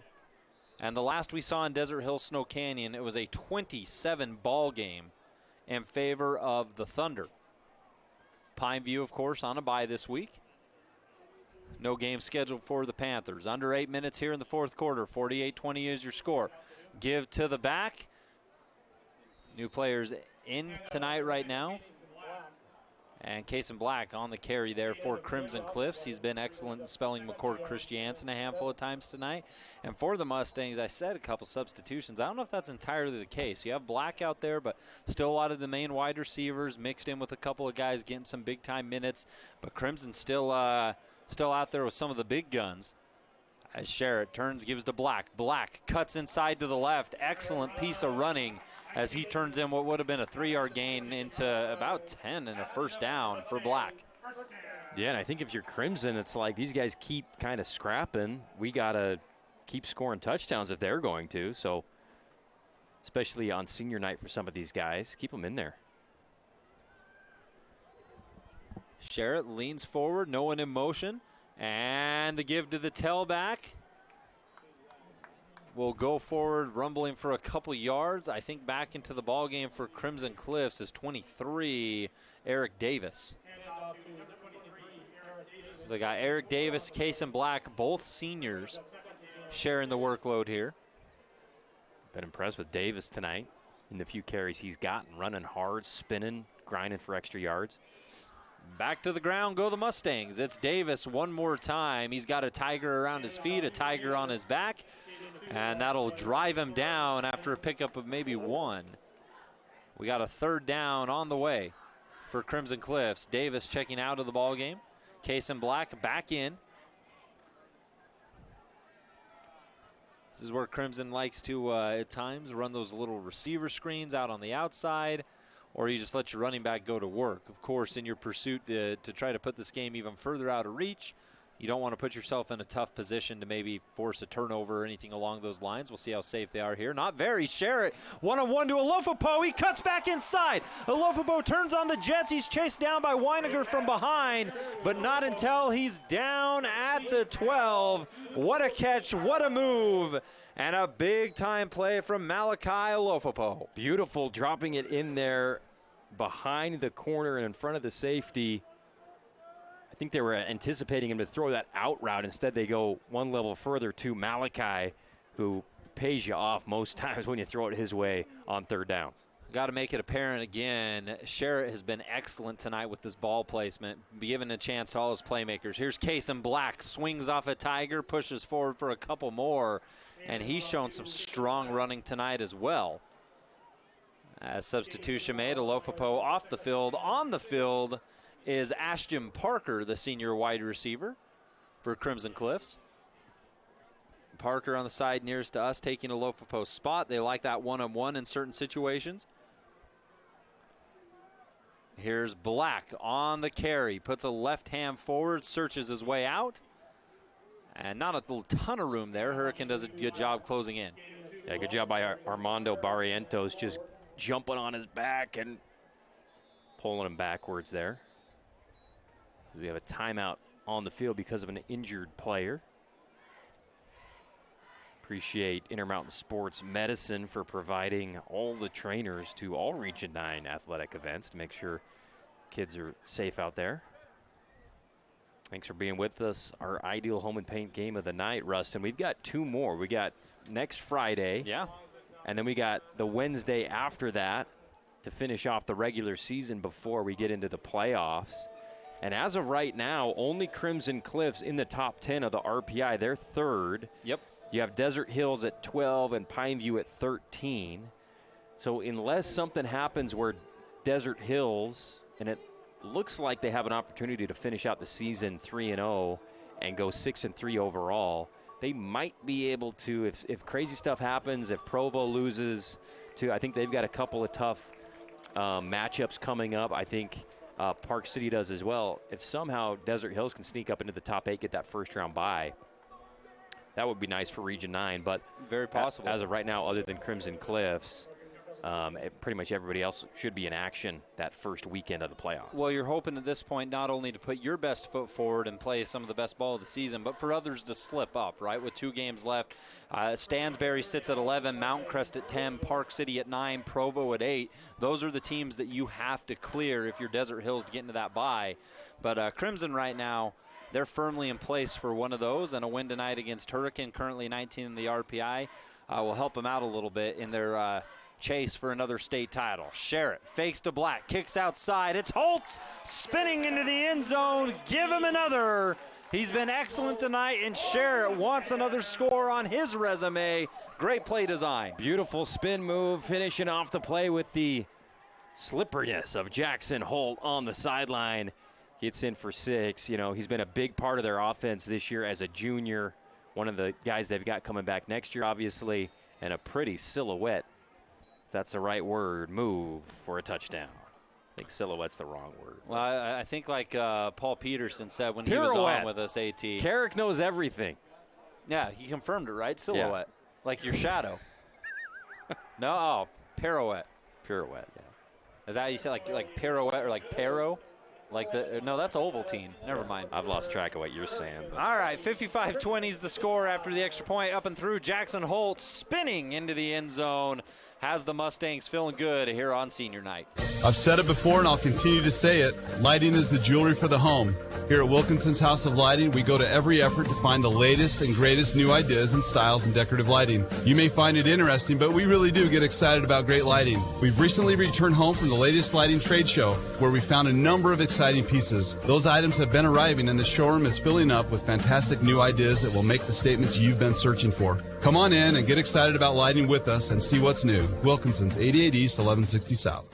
Ace is the place with the helpful hardware, folks. See Hearst first and refresh your home with Ace's Red Hot Buys. Check out the Ace Paint Collection with durability for everyday life. Save $2 on Kills Primer and select Rust-Oleum Spray Paint is 2 for $13.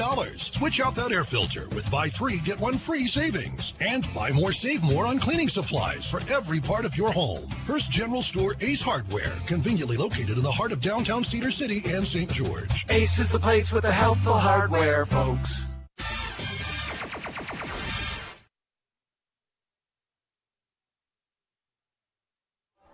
Welcome back, everybody. Thanks for being with us. Rustin Burnside, who's elbow deep in that carton of donuts in the break, and myself and Carrick Segmiller here with you. And this kick won't be returnable here. Jacobs has to tiptoe backwards into the end zone. And starting at the 20, come the Tigers, 55-28. We've seen an offensive burst from Hurricane here in the second half. Now, it happened when they were already down pretty big going into the break. They haven't been able to overcome anything there. Crimson continues to score at will. But you like some of the adjustments you've seen on this Tigers offense, right? Yeah, the second half has been a lot better. They've been able to run it. They've been able to throw it a little bit down in the red zone. Their special teams has given them 2 scores. But that's, in a game where you're expected, I mean, it's 35 points right now. That's what Nolan Perry had the differential at. I wouldn't be surprised if Hurricane's able to put together a drive the way that they've been playing and score again. End around, couple new faces in the ball game for this Hurricane team. Taking the carry there for H-Town was number 30. That should be Bradley Rose on the carry. B. Rose with a nice run to the right side. Slicing and dicing. Another Hearst Hardware update. Looks like Desert Hills has extended that lead against Snow Canyon. It's the Thunder 27, Warriors 7. 20-point ball game. Gabriel sends Rose back in motion. Instead, they give it to the middleman. And bursting through the seams for a solid pickup there, I think that's Allred. Is it R.J. Allred?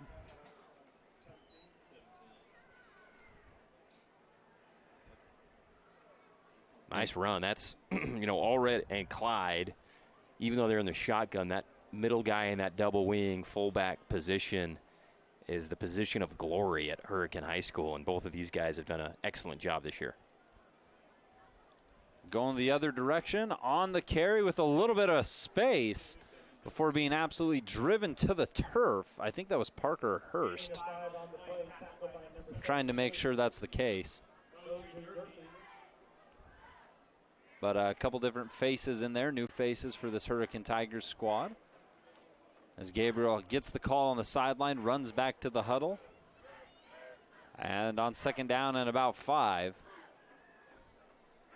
Tigers looking to make this a little tighter on the scoreboard. We're officially under 2 minutes. Back up the middle with R.J. Allred.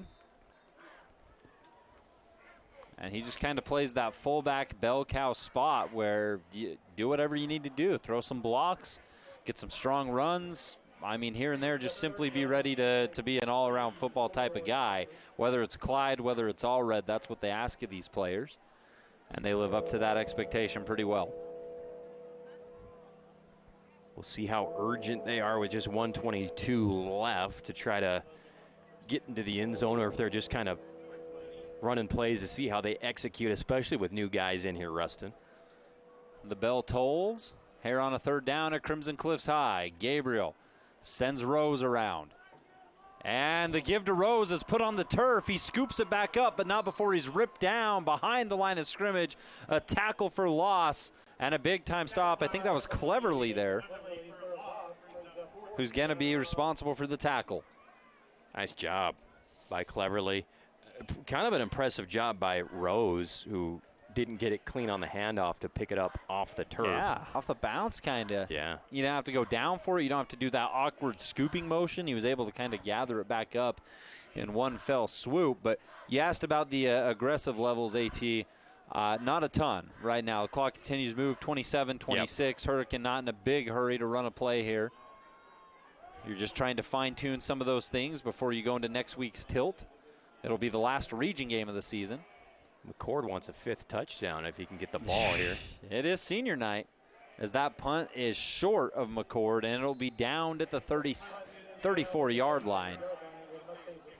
With 8 seconds left. And, I mean, I'm pretty sure after what we've witnessed tonight, I mean, if you're the Hurricane Tigers right now, you simply just look at things and say, we get it. We've had our ups and downs this season. We beat Snow Canyon by 28. We've lost to Cedar by a score. We beat Pineview by a score. You know, you've thrown punches. You've taken punches. You're a well-balanced football team. As this game is officially over, Hurricane will fall at the hands 55-20 of Crimson Cliffs. Ryder Sherritt with an excellent ball game. McCord Christiansen with an excellent ball game. And the Crimson Cliffs Mustangs are undefeated in region play. 4-0, moving to 6-2 on the season. And if you're somebody in Region 9, if you're someone at the 4A level, I think you're looking at this Mustang team a little differently than you were the first couple weeks. Oh, absolutely. The way that they have turned it on after that second game, defensively, offensively, it all clicked tonight. Congratulations to Coach Wayne in his last, senior night here with Malachi as senior. He's got Maddox underneath, but a great game by the seniors, Malachi, McKay, and McCord, the three kind of stars, and then the other seniors who came in and had a great game on senior night as well. We're going to say goodnight to our streaming audience. Another great game to broadcast for you. We'll have more as the regular season finishes in the next couple weeks and then throughout the playoffs here on ESPN 97.7, the YouTube page, and sportsradio977.com. We're going to take a quick break. We'll be back with the Bucks Ace Hardware postgame show right after this.